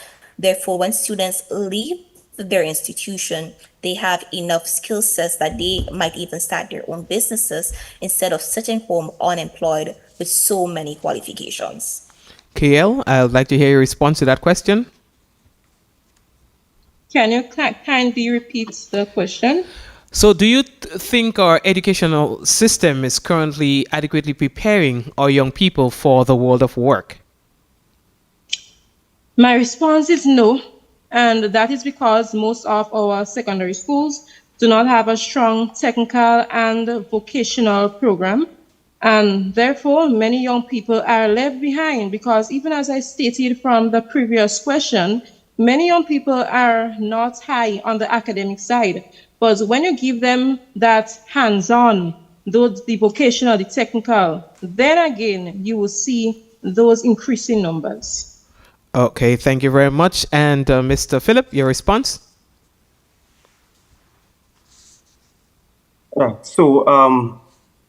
Ms. McVean, when we did the parish debate, I think that was one of the things we debated on. So for that response, I will use some of the information that was apprehended when we did the research. So I think the education system in Grenada, it needs a revamp, in the sense a lot of more technical and vocational and soft skills as well. Training needs to be included. You see, leaving school with a lot of subjects does not fully guarantee employment. Leaving school with a bunch of subjects does not prepare you, basically, as well for the world of work. As one said, as usually something employers would usually ask for is experience. I think that's something that should be introduced in school. Like there should be a training program or internship programs for young persons in whatever field that they wish to study. So at least they get that experience, that little experience. So when they go out into the job market, they have some form of experience. They could see.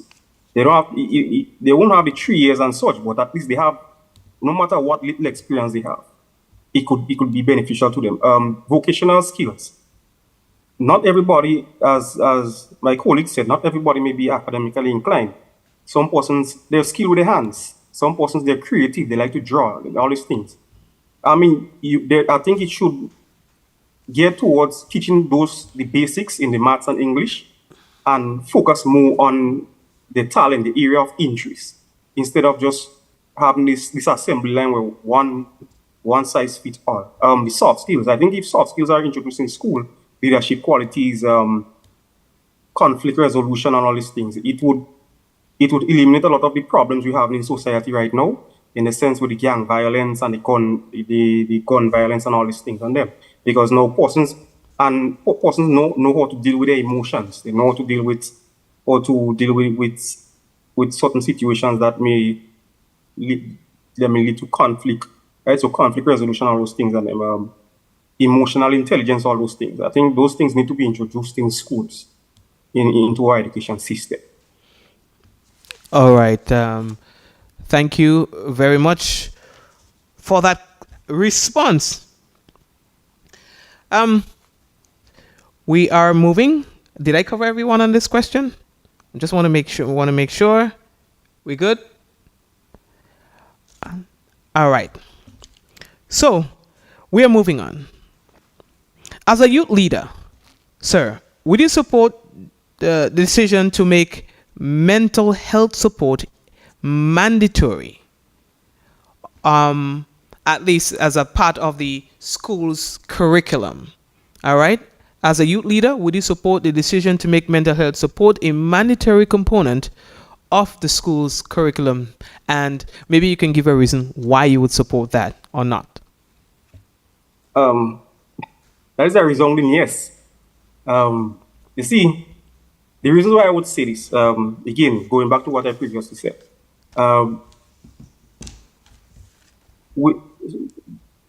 there's too much of persons walking around, big as well as small. They look okay, but they're dealing with a lot, the pressures of life. And I think we need to get away from the whole mental health is basically a mad person walking and going to eat from the bin. We need to understand that depression, anxiety, all those things are part of mental health. Stress. I think counselors need to be in schools. And I don't mean in the sense, okay, you have a counselor coming maybe once a week in the different schools. I mean, at least 4 times a week, or if you could, I know it would be costly, but let's look at it. It would be beneficial for the country in the long term. Let's look at it this way, right? A counselor goes to a school today. No child may go to them for counseling also, because no one may not have an issue. A child goes home, they're abused in any way or form. So today's Monday, the counselor is here. Tuesday, the child go home. Tuesday, the child is abused. The counselor is not there. They have to wait probably a whole week again to have somebody who would listen to them, right? Who they could sit down and just let go to. So I think mental health and it being part of our curriculum or being part of our schools is something that is very important, and I would support that wholeheartedly. There's too much of and we need to educate persons as well. The stigma against mental health, I think with education, it would be beneficial to all parties involved. Okay. Thanks for that response, Ms. Cyrus. My response would also be a yes. Even as a teacher, I have interacted with many young people, and I will ask them that simple question: how are you? And I will not even delve into their personal life, but they will say to me, right now they are stressed out, right now they have so many things on their plates. And even to add, I too was a student. I know what it is to be juggling many things at the same time.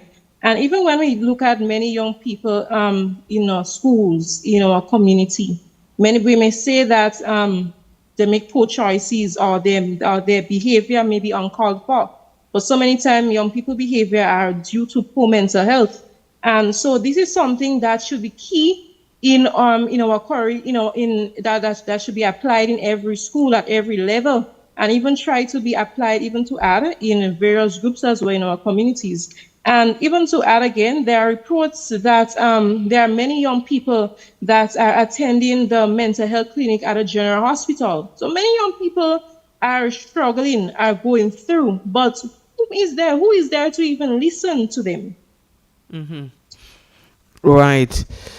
And that's a good question. Who is there to listen to them? So we're going to go to Ms. McVean and ask her the same question. And let's hear your response to that question as well.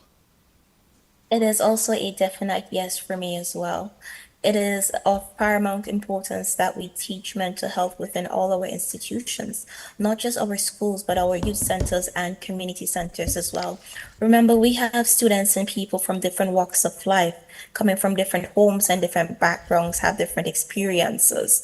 And sometimes we wonder why a particular person or student reacts in a particular manner.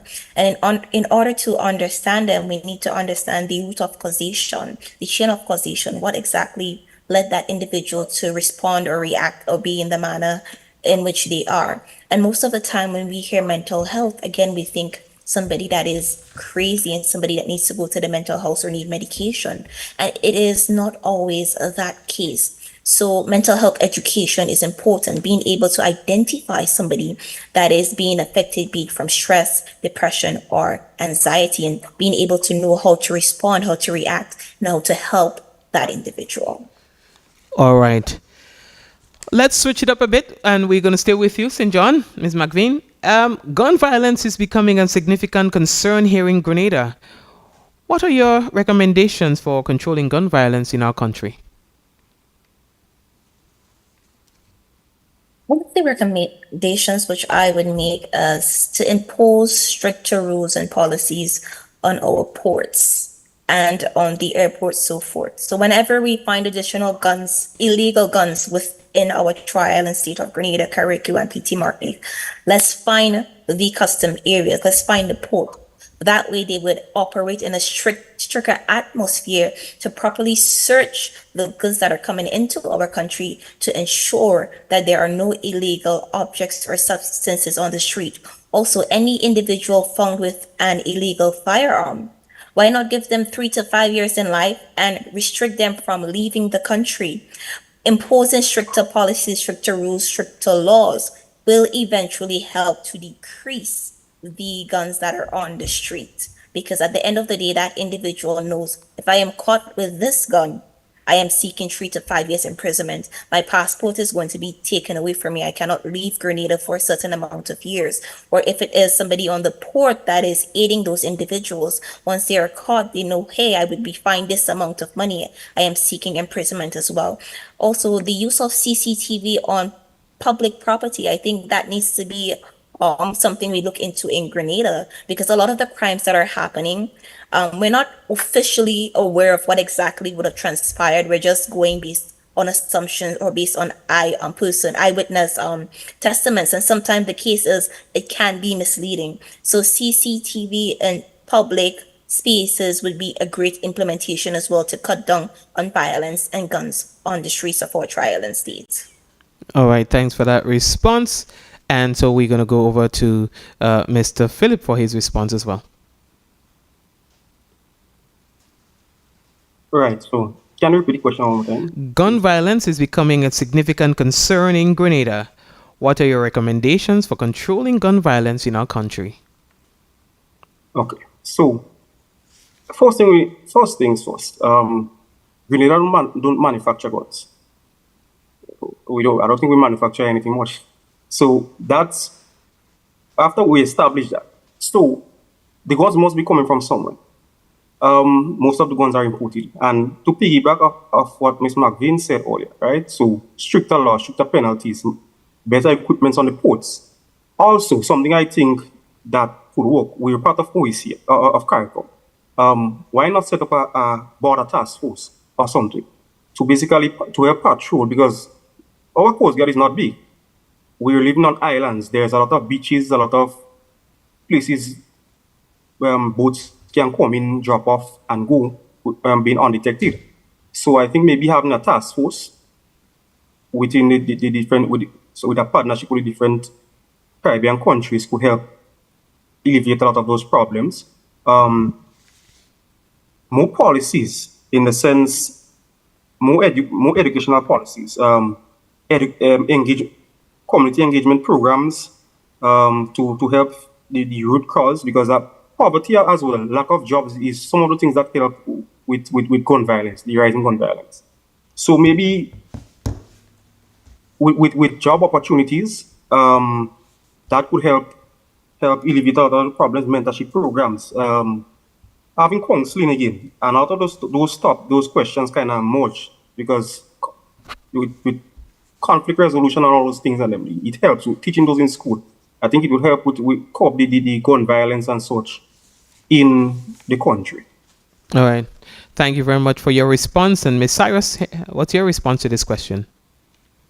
To start with the young people in our nation, I would say education of our youth, especially in soft skills training, so at least we will be able to manage conflicts much more. Because so many times when we look around in Grenada, it is easy for a young person to become very angry, and that anger can even turn into violence. I even share the same sentiments with the other two participants as well. We have to tighten our port controls and even the border controls, where even Mr. Philippe even spoke about the partnership with CARICOM countries. And in return, these CARICOM countries can even give us the assistance where they too can even patrol our borders as well, or even other borders. And even with random searches, and even to add, as Sashana had stated, the installation of the CCTVs, we need to have much more of that in order that we can be able to much more monitor what exactly is going on in our communities, in our nation. All right. And speaking of CCTVs, let's go to agriculture a little bit and the whole issue of pretty larceny. I know that every time I pass in St. Mark, I would see, there's a night ago vendors market area and people selling their produce. So pretty larceny is a big deal right now in Grenada, and I know to some extent it affects the people of St. Mark. What measures would you put in place to curb the issue of pretty larceny in your parish? In Grenada, farmers, as you say, farmers need to have IDs now. We need to have that representation to show I am farmer who, for instance, Farmer Brown, I am from who, I own this plot of land. In order for us to curb pretty larceny right now, whenever produce is selling at the market or even selling to several stores, and identification should even be provided. And even to add, I even believe that there should be more patrolling of the officers to at least see what is going on. Because even with the IDs, as stated earlier, the police officers may, and I should say, and I use it should be may strongly, they may have an idea whom the farmers are. So when the police are patrolling, even by the markets and even return the lands, they will be able to know, or may be able to know, whom that particular land is allotted to. All right. Okay, and Mr. Philip, what's your response to that? So, you're hearing me clearly, right? Yes, we are hearing you. Right. So, for that, for one, I agree with Ms. Cyrus. Let me just add to what you said. Stiffer penalties. I think persons with the ID, with the farmer's ID, I think stiffer penalties could be given out to persons who are found stealing. Because, let's use St. Mark's, for example. St. Mark's is a small parish. Most persons know everyone. Most persons know who have lands and who don't have. So someone who who don't have land, come in and sell a whole bag of bananas or a whole bucket of nutmeg or cocoa, you're trying to figure out where did they get access to that. So the investigation, I think police farm watch. I know there's police farm watch, but I don't know how active it is. They subsidizing security cameras for farmers, so they could buy cameras and set up in their lands. Finding a way to give access to the internet in those areas, so at least with CCTV and those cameras, they could sit at home and they could at least it will help alleviate a lot of the problems and deter us from stealing it. I'm not saying it's going to totally prevent it, because persons will find ways to break the law. That's the reality of it. But at least if we could deter them and make an example of a few, it could help in the deterrence of many. So the cameras in the inlands, subsidizing cameras using technology and all those things, and then to help police farm watch, all those things, and I think those things could help alleviate a lot of those problems. It's pretty awesome. Okay, thanks for that response. Ms. McVean, what's your response to this? In context of St. John? Of the candidates. One of the things in which the pretty larceny team can do, or the officers, is check or identify individuals that are selling agricultural produce to ensure that they are farmers. But not only checking to see if they have their farmers' IDs, because we have farmers that are stealing other farmers' produce. For example, Mr. Brown might be planting green bananas and pumpkin, but on Sunday you see Mr. Brown selling sorrel and mangoes. So again, as not just police officers, but individuals in the community, we can be active enough as well to look at certain situations and certain farmers or people and report certain cases that we think is suspicious as well. Also, again, the introduction of CCTV or cameras on farmlands would be a great additional and would be very vital for farmers. So if, for instance, our government or different organizations or business can give farmers an incentive in which you can reduce the cost of the cameras to set up on their property, that again would be very vital for them as well. Okay, thanks for that response, and we'll stay with you for a while. While the parish of St. John, and in particular the town of Guave, is known for its vibrancy and the town that never sleeps, there has been a noticeable decline in agricultural activity, especially with crops like nutmeg and cocoa. What do you think has contributed to this decline, and what steps would you propose to reinvigorate the agricultural sector in St. John? Okay, if you're speaking on mute. Sorry, can you repeat the question? Oh, certainly. While the parish of St. John, and in particular the town of Guave, is known for its vibrancy and the town that never sleeps, there has been a noticeable decline in agricultural activities, especially with crops like nutmeg and cocoa. What do you think has contributed to this decline, and what steps would you propose to reinvigorate the agricultural sector in St. John? It is true that the tongue that never sleeps actually is not as vibrant as it used to be. In terms of the decrease in nutmeg and so forth in agriculture, Hurricane Beryl could be one of the reason as to why we do have a decline in agriculture in St. John. One of the things I would push for is to teach farmers about farm insurance, because a lot of their produce is being destroyed in natural disasters and so forth, and it is hard for them to bounce back. Also, despite our government have programs as the land bank program, we do have a lot of farmers that does not have access to farmland or places to plant their produce. If, for instance, other individuals within our society, you have access to land and you would like to lease it out to people that does agriculture, we can encourage them to reach out to the Ministry of Agriculture, perhaps to sign up for the land bank initiative, or just to let them know, hey, I am this person, I have this amount of land. Once they can show the deed for the property, and I would like to lease this land to any individual within my community or parish that are interested in agriculture. That is a great initiative to take. The farm insurance is a great initiative.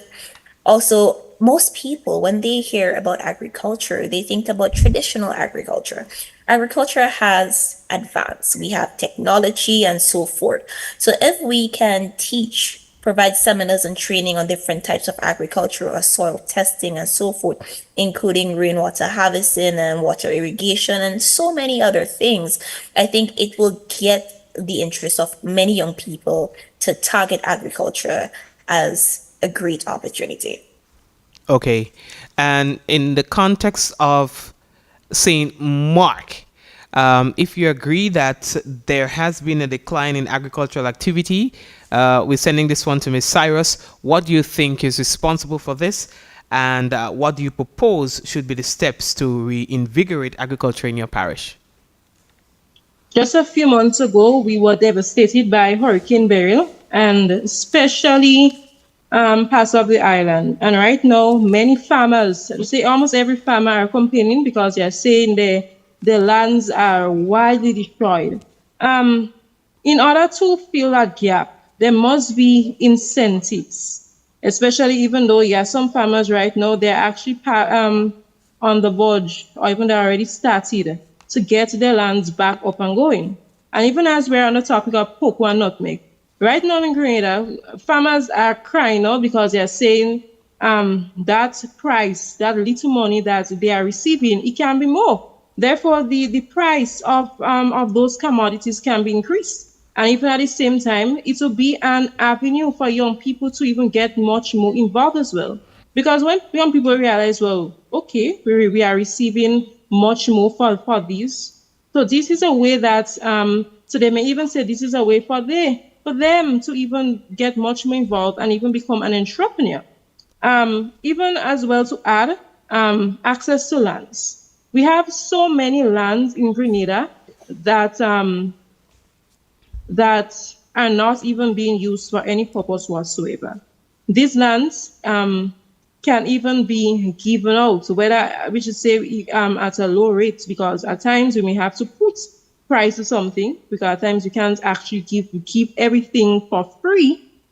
So even as a soft loan can even or a little price can even be attached to that, so young people can even have those access to lands. And even as Sashana spoke about mechanization, right about now, agriculture is on the rise worldwide, and mechanization is what is being applied.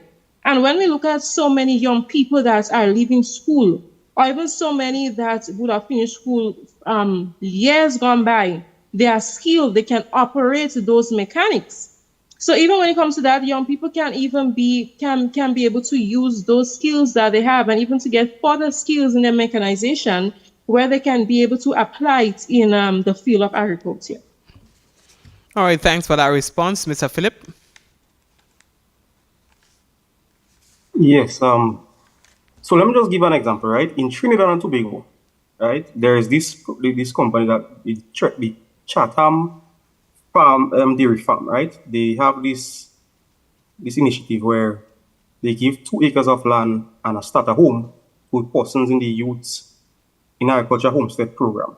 That is an initiative that maybe the government could do. I'm not saying you will be able to give everybody 2 acres of land, or at least list it out, but a form of initiative to give to young persons. Another thing, I think we need to basically change the image of agriculture. I think the image most persons have, and they have been. I'm not going to say it is totally, but there has been basically trying to change the image. Agriculture is no longer just you getting up in the morning, going and work hard with a cutlass and water boots, and going to cut grass and cut down trees in your land and dig hole in the earth. So, right? Agriculture has moved way past that with the introduction of technology. So I think education is one could help revitalize agriculture.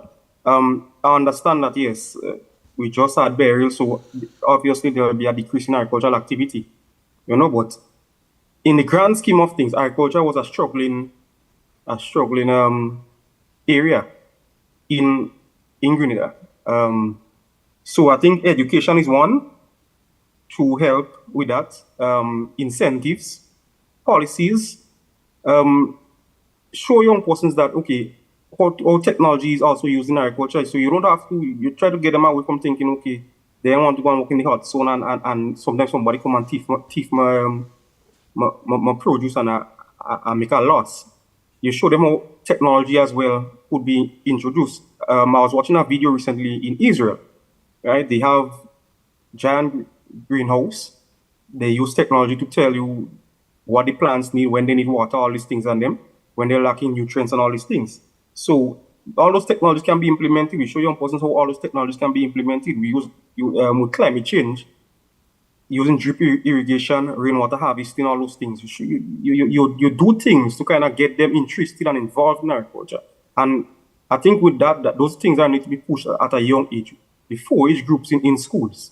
All those can be, those groups can play a major part in the revitalization of agriculture in our country and in our different communities.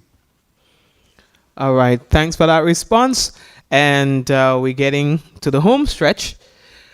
Like many parishes, there is youth unemployment in the parish of St. Mark, leading to migration to urban areas. And these people are going so because of search of a better opportunity. How do you see this urban migration impacting your community, its culture, and economic development? What strategies would you recommend to local leaders to address youth migration and create more opportunities for young people in your parish? And that goes to you, Mr. Philip. I can repeat the question if you wish. Like many parishes, there is youth unemployment in the parish of St. Mark, leading to migration to urban areas in search of better opportunities. How do you see this urban migration impacting the community, its culture, and economic development? What strategies would you recommend to local leaders to address youth migration and to create more opportunities for young people in your parish? Mr. Philip. Right. So, great question. I love that question. Because I think it directly affects the outer communities, right? You see, we need to understand why do people migrate? that will give you two of the main reasons. One, for a better standard of living, and two, for jobs. If we get a lot of the businesses to set up shop in the urban area, in the rural areas, I think that could help eliminate a lot of the migration from the rural areas. So incentives to businesses, maybe lower taxes in some form, if you intend to open it in the rural areas, giving young persons opportunities to start businesses. So you provide them with loans, soft loans and all these things to help start their own business. Vocational training, as we said before, vocational training, different skills training, so that can help them be skilled in the different areas. Because the reality is, when persons move from different communities, there's brain drain, a lot of the talents, it goes with them, it affects the culture and all these things. So it is not just, okay, they're migrating and they're just going and dies it and somebody else come. It affects a lot of things. It affects, because a lot of skills persons live in a community. It affects that community negatively, right? So I think incentives, encouraging businesses to open branches, educating our youths, getting them qualified with the vocational skills and the training skills and all those things, and then can help encouraging them to be entrepreneurs or starting their own business in the different communities, so it could help create jobs within the different communities. Let me just give an example. We have a cocoa factory, we have a chocolate factory up here in Senma. Maybe if they decide, okay, we're going to help young persons learn how to make chocolate, maybe they can then go, or the chocolate factory can help young persons open a business where they may be able to do something of a similar nature, and again help increase the employment rate in the community, which will help which will kind of eliminate persons from having to travel to the different areas for jobs and such. Okay, thank you very much for that response, Ms. Cyrus. I will start with this. We must have something that will attract the young people, especially. When I've engaged with many young people that have left Senmac, most of them said that they left because there wasn't anything per se to keep them. So I should say we should actually start with improving our cultural heritage, because if we don't know our roots, we do not know our future. And even as Mr. Philip was even speaking of the opportunities, we should have a much higher creation. We should have much more creation of opportunities for employment. Because even as he stated about the cocoa factory in Diamond, there is even one in Crayfish Bay that is at Nonpareil. Many young people can get hands-on training at those factories. They not only have to, let's say, make chocolate. There are so many other things that they will need to, because there are equipments, and of course in businesses, people are needed to operate those equipments as well.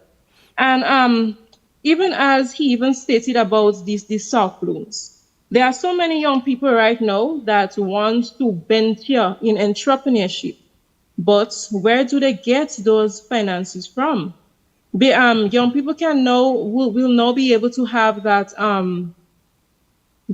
access to soft loans, or even grants, monies that they wouldn't even have to be bothered to actually pay back in the long run or even short run. So these are the things, I would say the few things, the few areas, the key areas per se that I would even place in. Okay, and I will ask the same question of you, Ms. McVean. Can you please repeat the question? Thank you. So like many parishes, there is youth unemployment in the parish of St. John, leading to migration to urban areas in search of better opportunities. How do you see this urban migration impacting your community, its culture and economic development?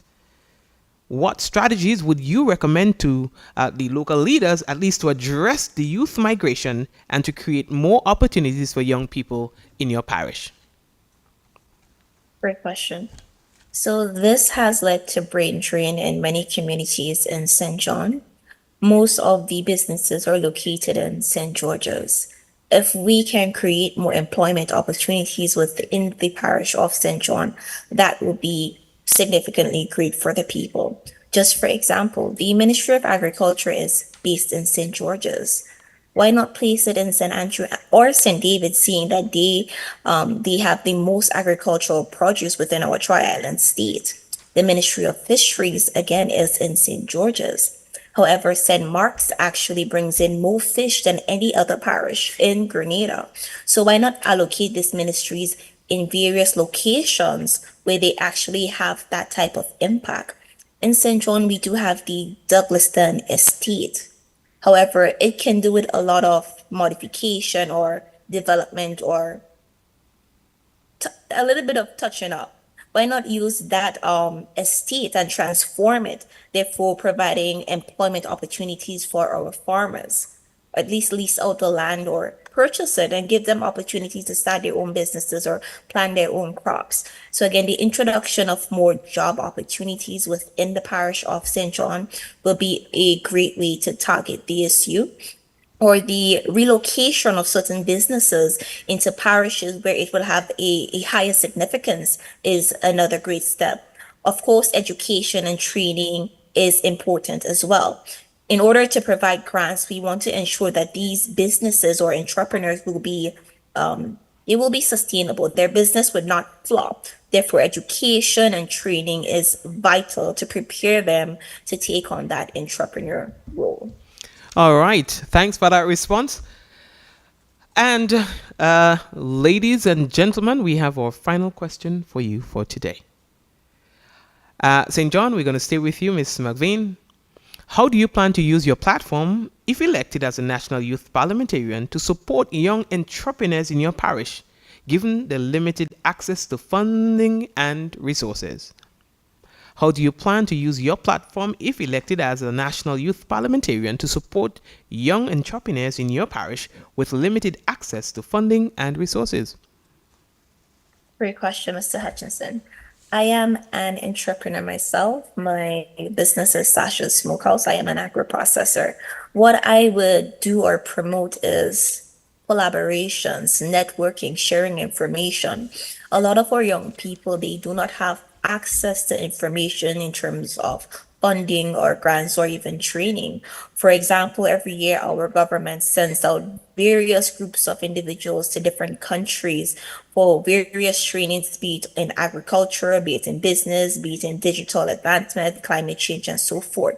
Now, if we have a platform in Central where we can share those information on those trainings or those financial aids, it will be a great step for our young people to get into their own businesses. So be that we share the information in schools, churches, community centers, and so forth, or even on the radio or news. That is a great initiative to get people aware of what is out there, the opportunities that they can access, and the steps that they need to take. I myself may not have the finances to directly give them to start their own businesses. However, what I can do is share the information, share the steps that they can take to get off the ground. All right. Thank you for that. And let's go over to St. Mark now. Ms. Cyrus? I will only share two. First, I would say I will establish a portal where young people will be able to see clearly the different opportunities that will be available or that are available, and even the organizations that will readily be there to assist in finances, and even to whether it be grants, whether it be soft loans. And of course, it comes with networking. So ensure to network or partner with these organizations that can even give those finances, or even that organizations that will be able to provide jobs even in return. All right. And Mr. Philip? Can you just repeat the question, please?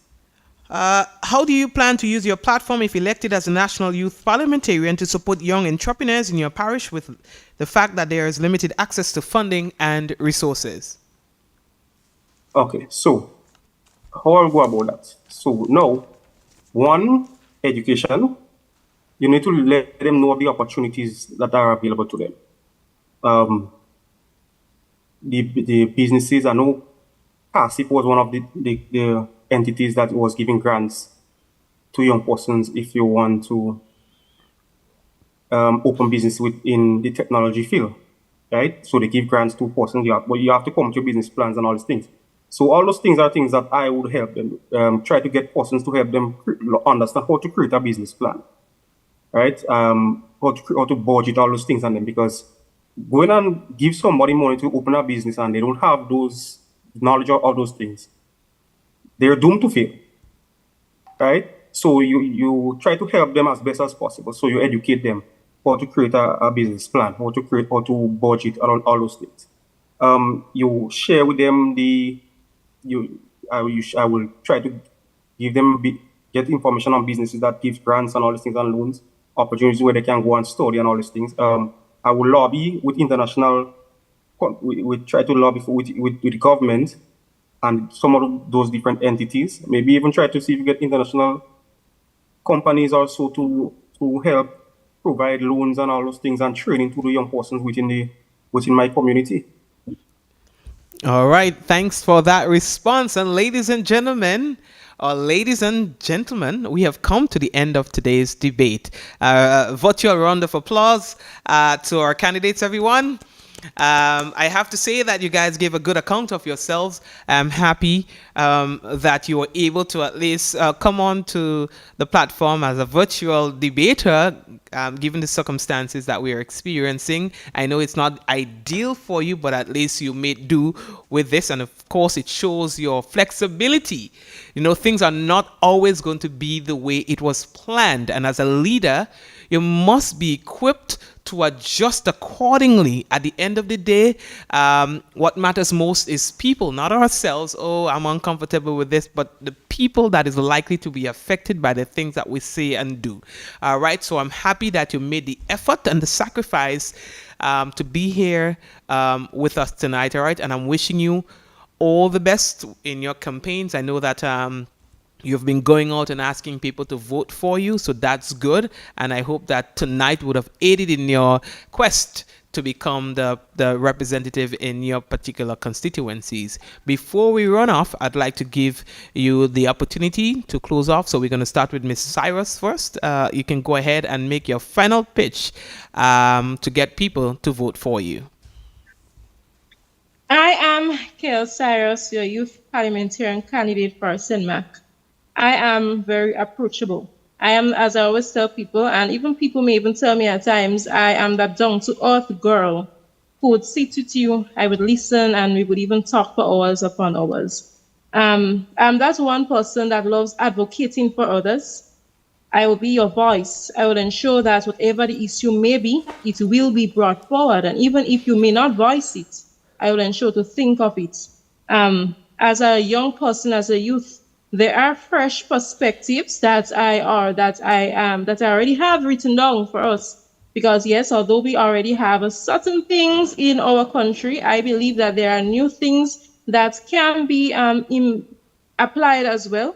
And just to close, I am very relatable. I am very approachable, as stated. And I am committed to social justice and even active engagement.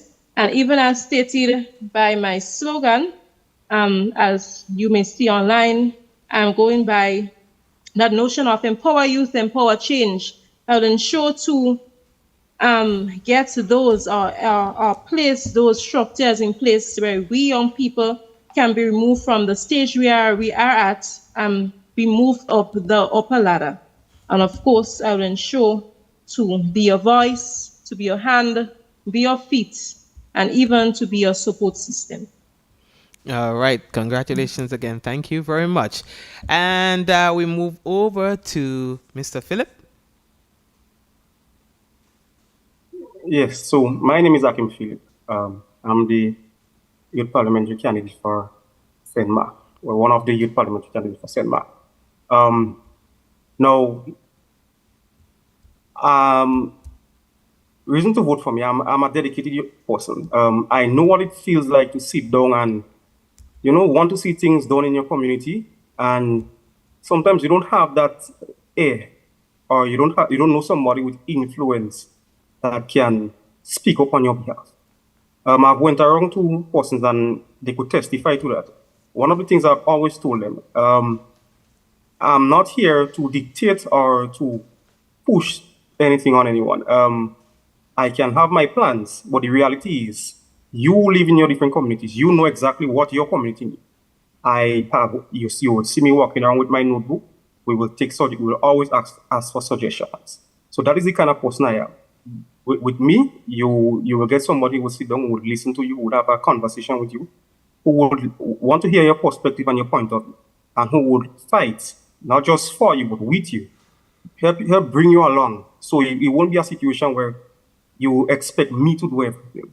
We do it together as a team, right? We move together in different communities, set up through either probably setting up youth groups and all those things. And we work together, because I always say I cannot go through all the communities and do everything on my own. It is impossible. I am one person. I cannot go through all different communities and meet everybody's needs. So setting up teams, working along with teams in the different communities, that is my plan. That is my aim, to work along with you to get better skills training.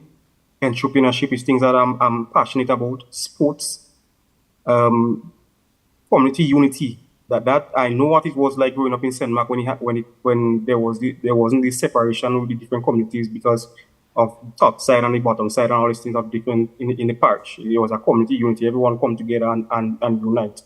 Right. So that is what I'm advocating for this. All right, great. Thank you very much, Mr. Philip. Ms. Cyrus as well for your presence again from the constituency of St. Mark. And to close it off, we go over to Sashana McVean from the constituency of St. John.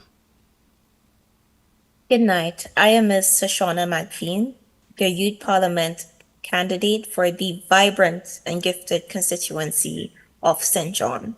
For those of you that have met me through the community walkthroughs or through the empowerment speeches that we gave at some of the school institution in St. John, you would have noticed that I am a very genuine, devoted, sincere, and hardworking individual that is willing to meet with you, to converse with you, and to listen to your experiences and concerns. I am a reflection of you. Your voices can be channeled through me on platforms to raise awareness on things that are concerning to you so that we can come up together with a positive resolution. I envision a St. John where we will recreate that familial bond. I envision a St. John where we will bloom, not just in technical, vocational, and soft skill training, but also in education. I envision a St. John where you can walk the street at any time in the day without anything negative happening to you. I envision a Troy Island state where we can grow together, look out for each other, and build each other. I am your best choice and best candidate because I am here for you. Your voices matter. Your perspective matter. You are not just the future, but you are the present, and I am here to work with you. Thank you very much, Miss McVean, and all the best to you as well.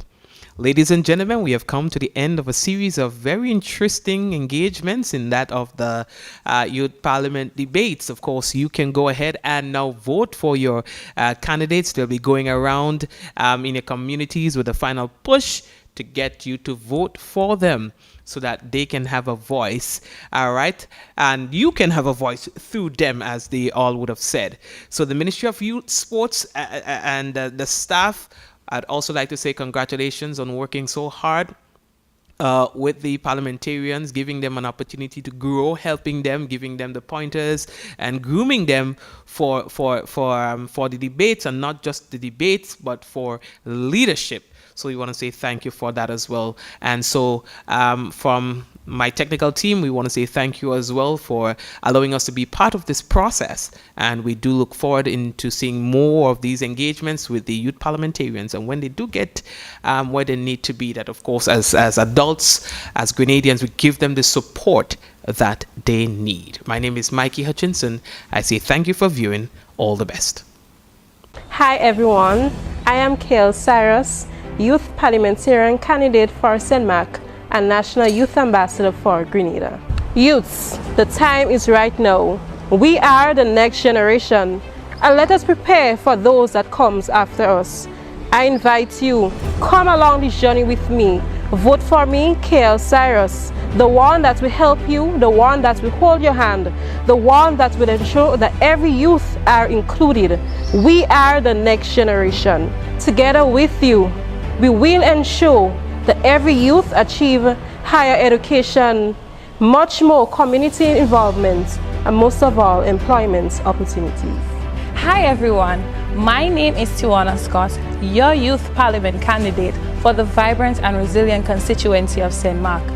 My campaign under the slogan, Youth on Fire, Ready to Inspire, is not just about representation, it's about action. I am honored to stand here before you, driven with a vision to create a lasting change that empowers and uplifts our youths. I, Tiwana Scott, will work tirelessly to implement initiatives that focuses on mental health awareness, skill building, and more opportunities for our young people to showcase their talents and abilities. Whether through sports, creative events, or practical workshop, my goal is to impact and equip the next generation to lead, to contribute, and to strive. Together we can build a brighter future so that the youth's voices will not only be heard, but also empowered to make a real impact. Let's take action now for a brighter tomorrow. And remember, vote for me, Tiwana Scott, for the vibrant and resilient constituency of St. Mark. Youth on Fire, ready to inspire. Hi, my name is Akim Philip, and I'm the Youth Parliamentary candidate for the parish known as Sunset City, St. Mark. I am passionate about development in my community, and I believe with your support, we can make a positive impact in St. Mark. Some of my focus would be on sports development, leadership development opportunities, financial management, youth and agriculture programs, entrepreneurship, and skills development opportunities for young persons. As young persons, we need to be a part of our country's democracy and development. Make your voices be heard. Together, we can make a difference. Register today. Visit www.youthelections.gd. And get ready to vote on December 5th. For the candidates you want to represent you at the National Youth Parliament.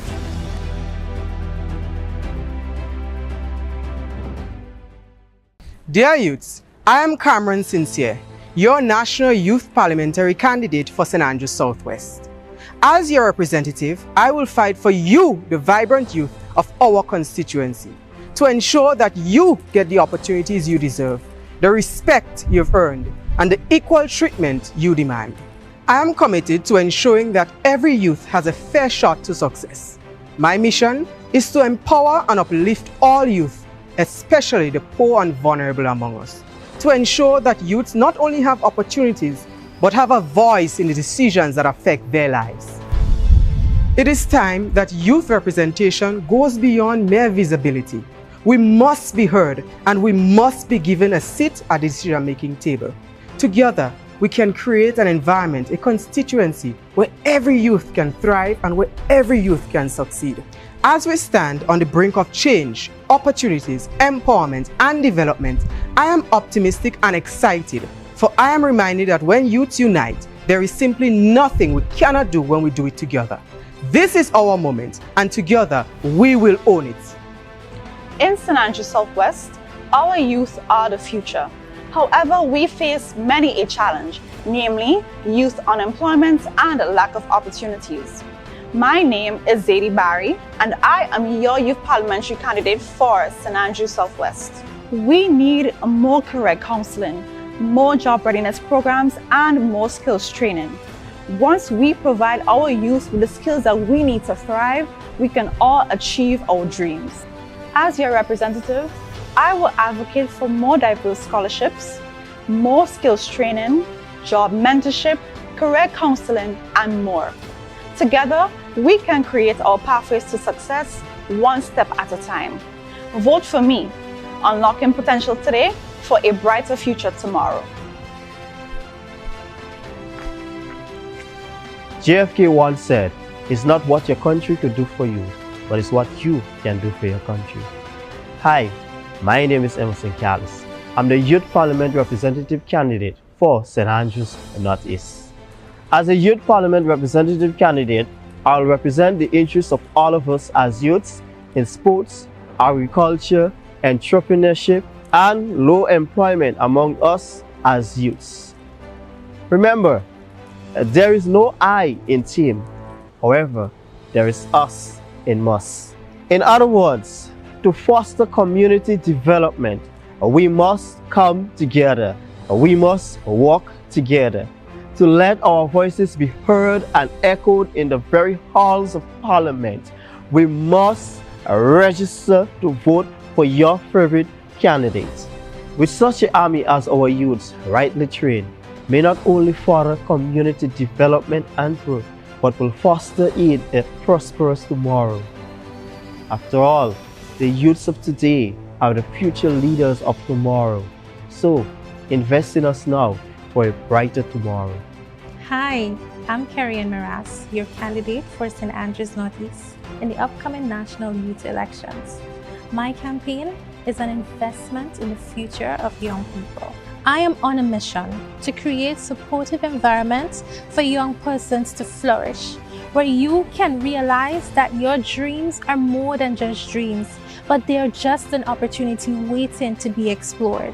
Youth of St. Andrews Northeast, you are innovators. You are change makers. I am committed to finding resources for those of you who want to start your own businesses. For those of you who want to pursue a dream job, it is essential for you to know that you can be more than just job seekers. You can be job creators. Youths of St. Andrews Northeast, you are change makers. You are innovators. Whether your dream is to be your own boss or whether you have a dream job, I'll support you. I'm committed to finding resources to ensure that you realize your dream, your potential. Another cause close to my heart is the prevention of abuse of children.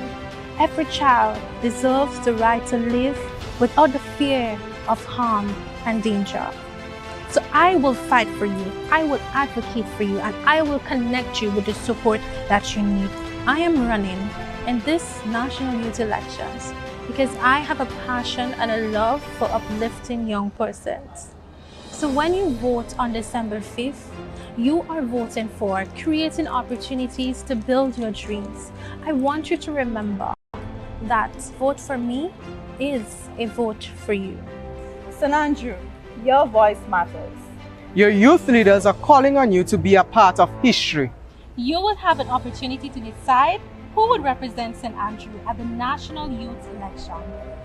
This year, the National Youth Parliamentarians will be given the opportunity to make a more meaningful impact in nation building.